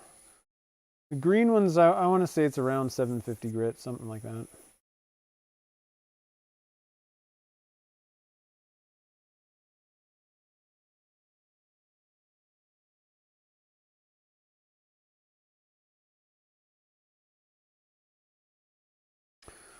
We'll do the green, the gray is about 1150, and then we'll just, for good measure, we'll just do the blue. Don't really find that that's necessary usually though. And then we'll buff both these blanks and assemble our pen. And I actually got a new pen assembly tool, guys. I guess I haven't mentioned that, huh? I was curious about when I did the using the drill press as a as an assembly kind of press thing for pens. Somebody mentioned the pen assembly / disassembly tool from Penn State. So I actually looked into that, and I think it's actually kind of a cool thing. So I bought one.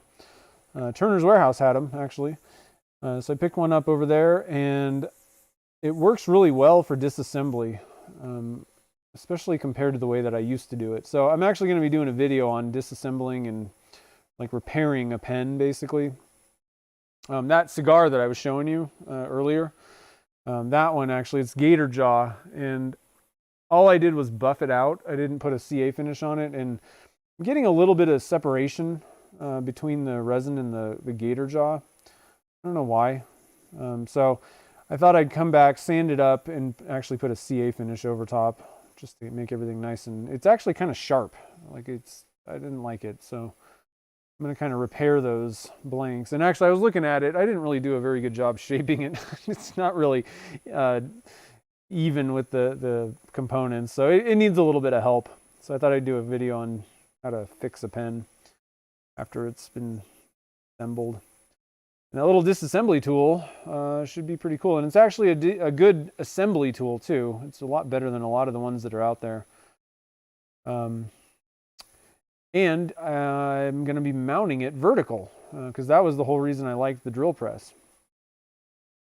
What I don't like about the drill press is, you got to convert it to use for that every time. Not a big deal, but you also have to move the table up and down, which my table on the drill press that I have is just not really the most user-friendly thing to mess with. So we're going to solve that problem, hopefully.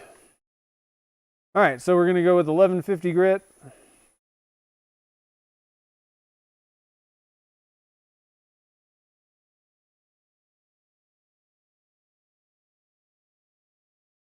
And realistically, I probably could wipe off, in between, wipe the water off because there could be some little particles.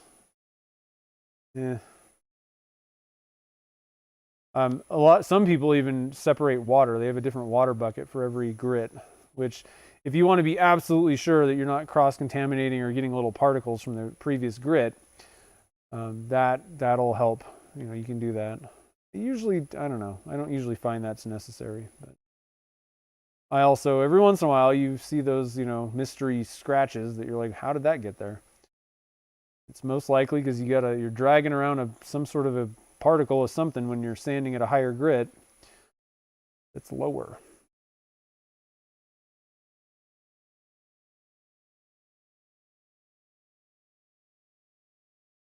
And once again, you could just go ahead and polish that blank without putting a CA finish on. I kind of like just making sure that you're sealing off the little glitter things because they're, they can be a little bit funky. I think your best bet is to put a CA finish on top of these things. They'll just probably turn out the best. All right, so I think that should be good. Hopefully. Stop it. Pop this guy out. Again, I'm going to scoot you guys back. I'll show you my little routine here. Zoom out. All right, so if your bushings are kind of stuck in there, just kind of tap it. You usually just pop loose. One of these guys is really tight. Okay, that one's fine. Okay, so we got those done. Then I'm going to come back with this is the only use for, this is what pen mandrels should be used for. Cleaning off the edges of your CA finishes. So if there's any little material, any cracks, little craggles hanging over, you want to get that out of the way because when you assemble this thing, it's just going to crack your finish, which is, it's enough to make cuss words fly, if not tools and other things. So clean up that edge, make sure there's no material that you're going to be pressing and squishing. And you might even just, if there's like a long piece, while you're kind of buffing it or handling it, you could just kind of crack it off, which also brings finish on top of your pen. Always best to just clean up those ends, make sure they're nice and square with no extra goodies in the way.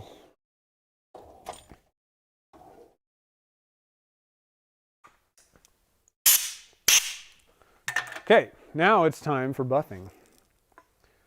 Spin right around here. I think I can maybe just stick this camera here. I need to plug the camera in because I'm a little worried that it's going to die. So give me 1 sec. I gotta go get my other blank too. And I'm going to drop these bushings in that little jar full of acetone to get rid of any CA glue that might have gotten on them.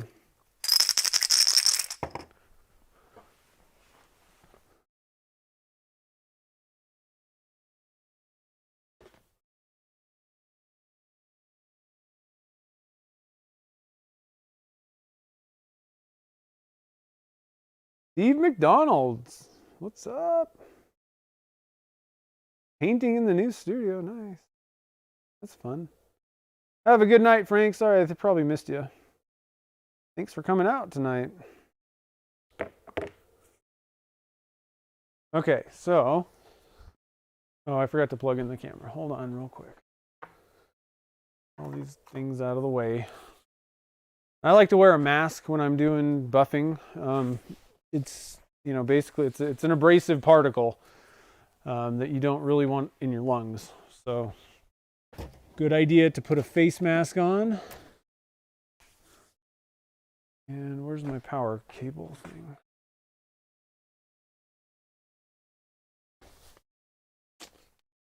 Move things around in the shop, so I don't know where anything is anymore. Okay, we're plugged in. We got power. We got a mask.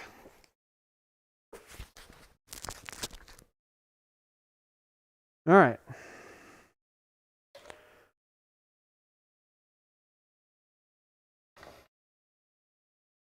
All right, so first one we're going to go Triple E Rouge. Tripoly. Get that nice and loaded up. I wonder if my light works. Hey, look at that.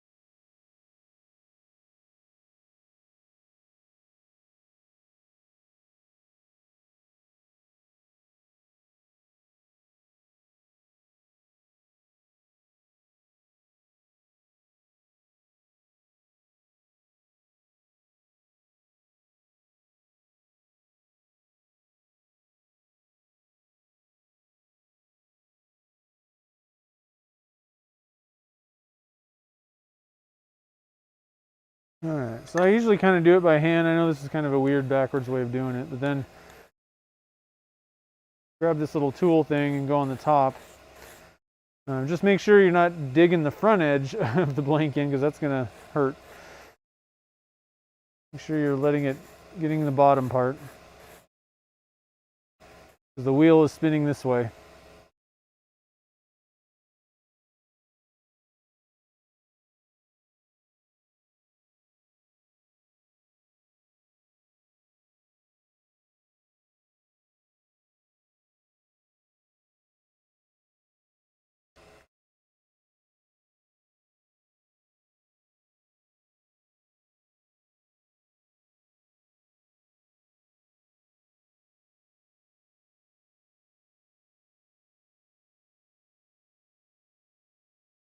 And white diamond.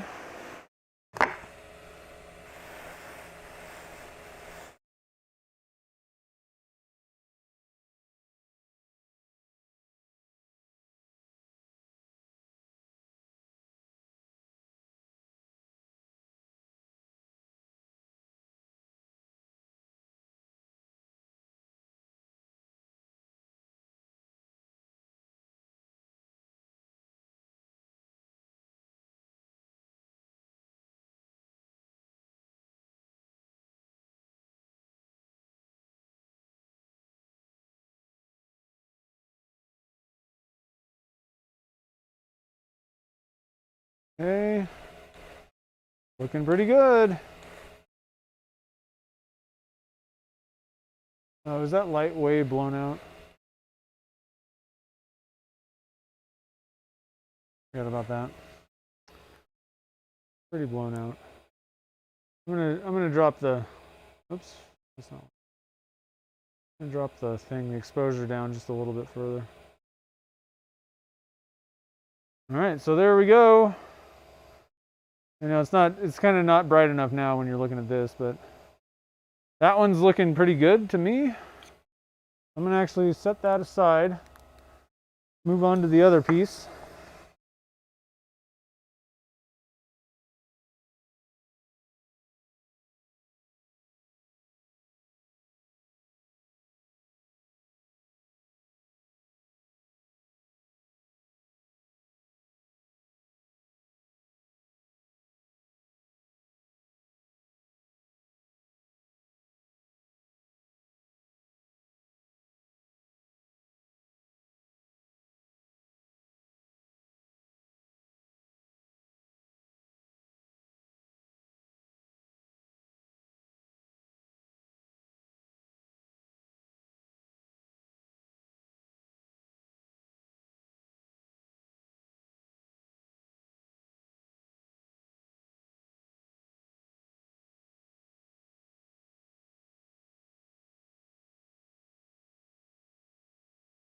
All right, we'll do a little bit of this on the top.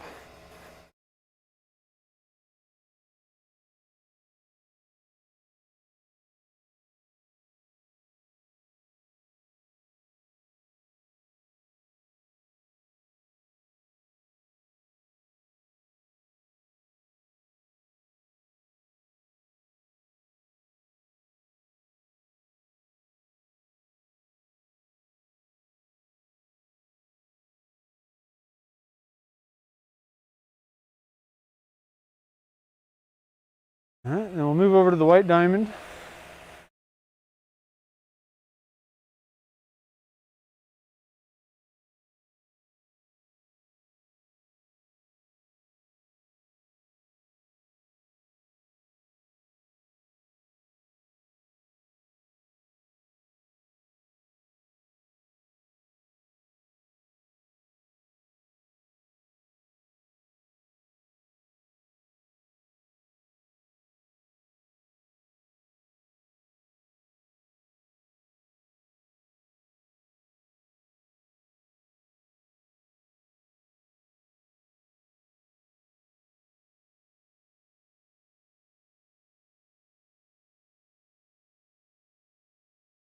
All right.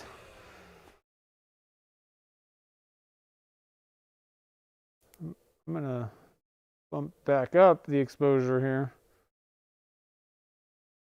A little bit.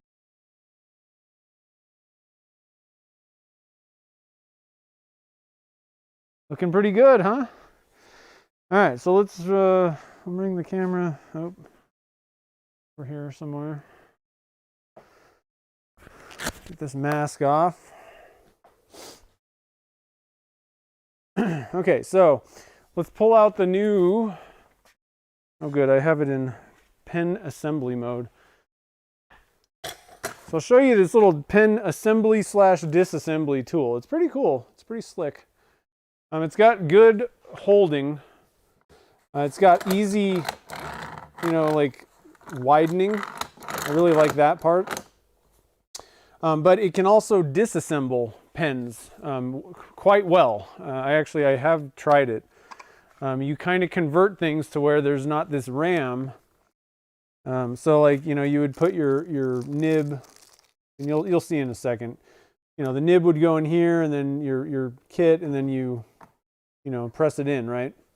You can take this thing apart though, take the ram part out, and they give you this tube that's like kind of sticky, and you adjust this hole, and then you would put your pen parts inside the tube, and then clamp this down, and you know, tight enough to where it's not going to move.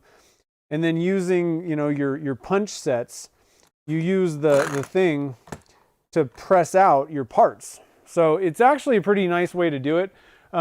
in the past, what I've done is I've just grabbed I put a glove on my hand, a nitrile glove, hold the blank, and then grab a punch and a hammer, right?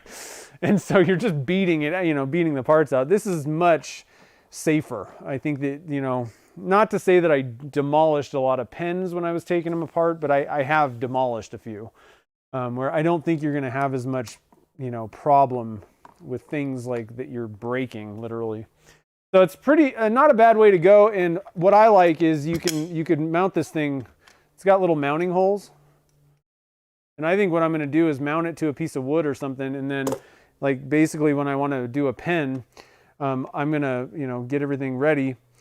And I don't know which way I'm going to do it exactly. Kind of makes sense to push down, but, when I'm ready to do it, I'll mount it on the wall and it'll be a vertical press. And I think that will be like the bee's knees. You know what I mean, guys? All right, so that's enough talk about that. But they have these things at Turner's Warehouse if you want to snag one. And they're not too expensive compared. I mean, when you look at the price of these things, and that's why I never had one, because they were really expensive, I thought. But I want to say it was like $60. I don't know. Considering that it does not just assembly, but it does disassembly, and I would say better than anything I've ever seen. I don't know, $60 or whatever I paid didn't really seem like, it didn't hurt as much, right? But $60 for, and a lot of the pen presses that I've seen are just junk, right? And they're like the same price. They're like $50. And I'm like, I ain't buying that. You can use a clamp. You can use a drill press, So, but, more money. Up to you. There are definitely like free, usually, ways to press pen parts together. Okay, so we got our thing. I'm going to get a little towel and I like to, it's nice and it'll help you guys kind of see what's happening, I think, too. But I like to lay out all the parts and just make sure that I know what I'm doing. You know what I mean? Where's my little... I don't know. Okay, we'll just use one of these.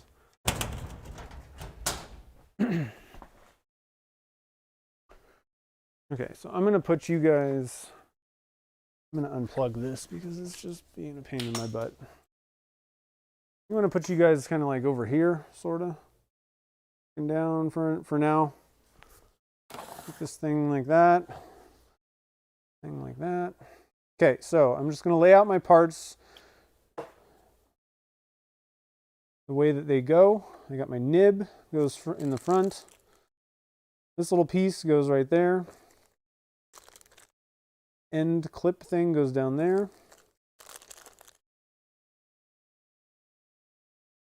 Transmission goes right there.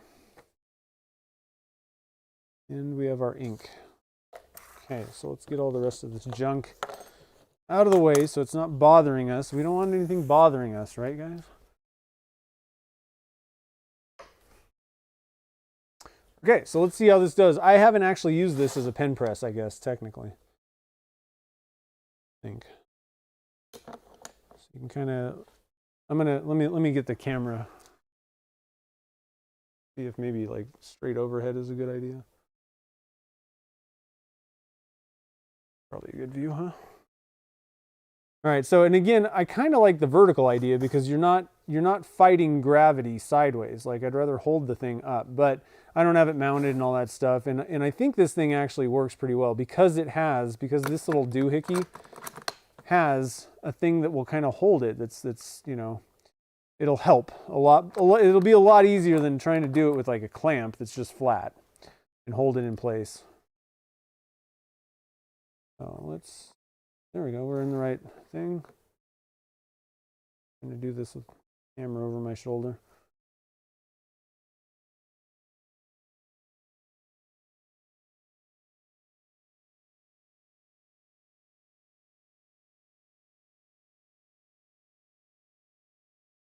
There we go.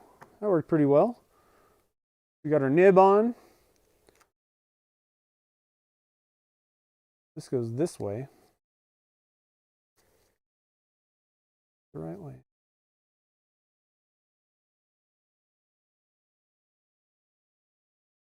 Now, and again, one of the things that I do like about this is it's a simple adjustment to make for, the next level of part. next length.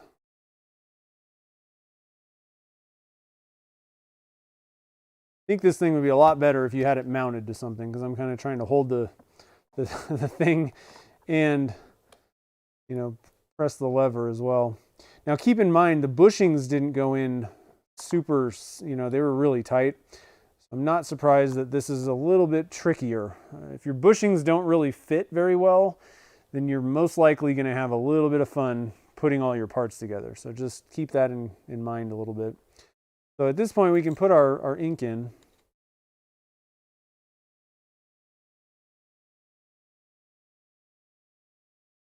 All right, so that's looking good. Nice. We got this guy. Again, simple, quick. I like that. We need to go a little bit further though.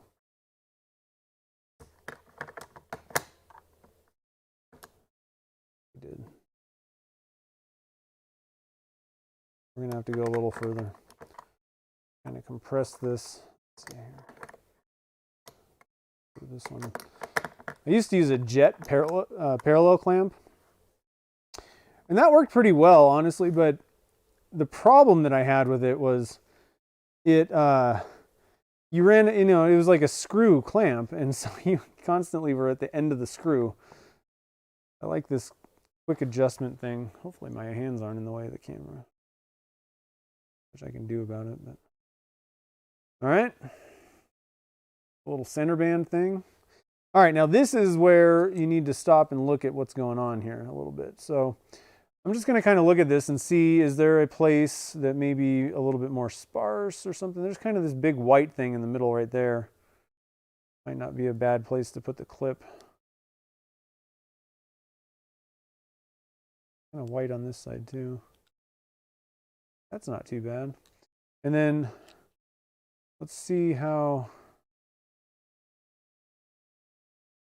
Kind of like that. So we can put the rest of this thing together, however, whichever way we like. But I'm gonna put the clip on like that.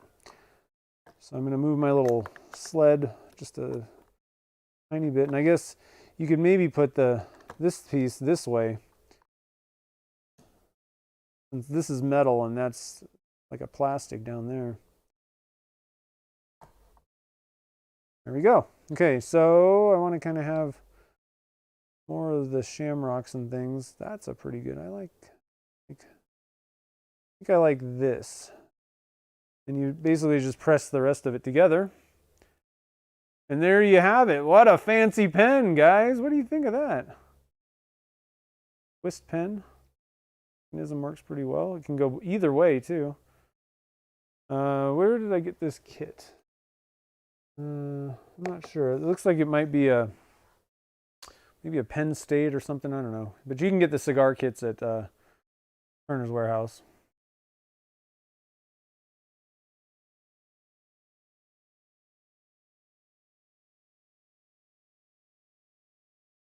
So I don't really think that this is too sparse, personally. I think it looks fine to me.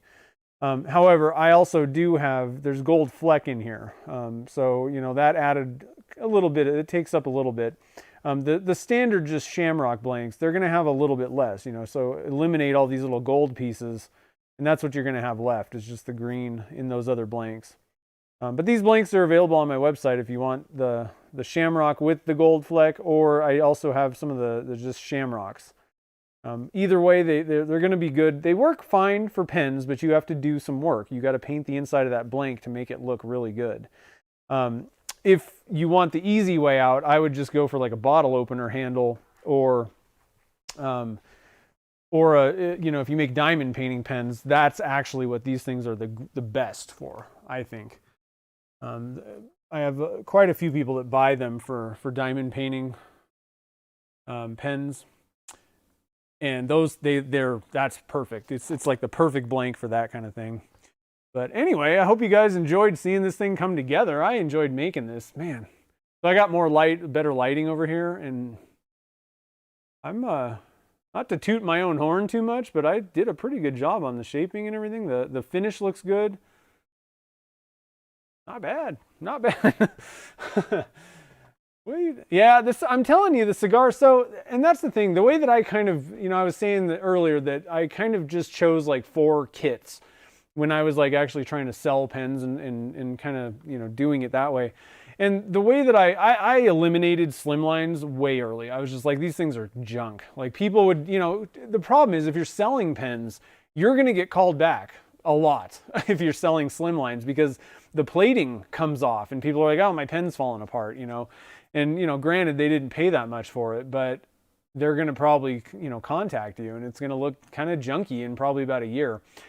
So I decided that the minimum, the low end for my, my offerings basically, for the kit type, and prices may fluctuate a little bit depending on what the blank was, but in general, if I was just making like a color swirl blank on a pen, I would go for Sierra was like the cheap end, low end of my pens because there's only one blank. It takes me half the time to turn it and it's just quick to put together. And then Cigar was kind of in the middle where it really looks, I mean, these rival a good, fountain pen look or roller ball. And this is just my philosophy. This is why I came up with this scenario. But it's kind of in the middle between like a nice rollerball 2-piece pen or fountain pen and like a one blank pen. So, and they look great. They look like a nice fancy pen. And then the junior kits were my upper end, the high end is just kind of in general. And I would throw in other random ones. But the reason I chose these specifically is there's a billion different Sierra style, platings and even kind of looks, right? Where lots of different kits are using the same drill bit and the same bushings exactly. And you can basically turn the pen and then just pick a kit later. Same thing goes with cigars. There's lots of different platings, like so many options, but it's all the same drill bit and bushings, right? And then same goes for the junior series. There's a ton of those where it's, again, same bushings, same drill bit, so you don't have to worry about all these little accessories. That was my philosophy with picking these. But yeah, I really like the shaping and the look of the cigar. It's a pretty good pen, pretty nice. It feels good in the hand too. So anyway, hopefully that kind of, you can think about whatever you think about that philosophy on pens. But it is fun to do. And here's the other thing is when I really first got started, a lot of the themed pen kits sucked. They were junk and they cost more. And things have changed a little bit today. A lot of the themed pen kits are actually really high quality kits. And sometimes they cost more, but my throat is dry. Sometimes they cost a little bit more, but at least they're not just junk, right? So anyway, again, let's see here. Let me stop real quick and see if there was any questions or anything.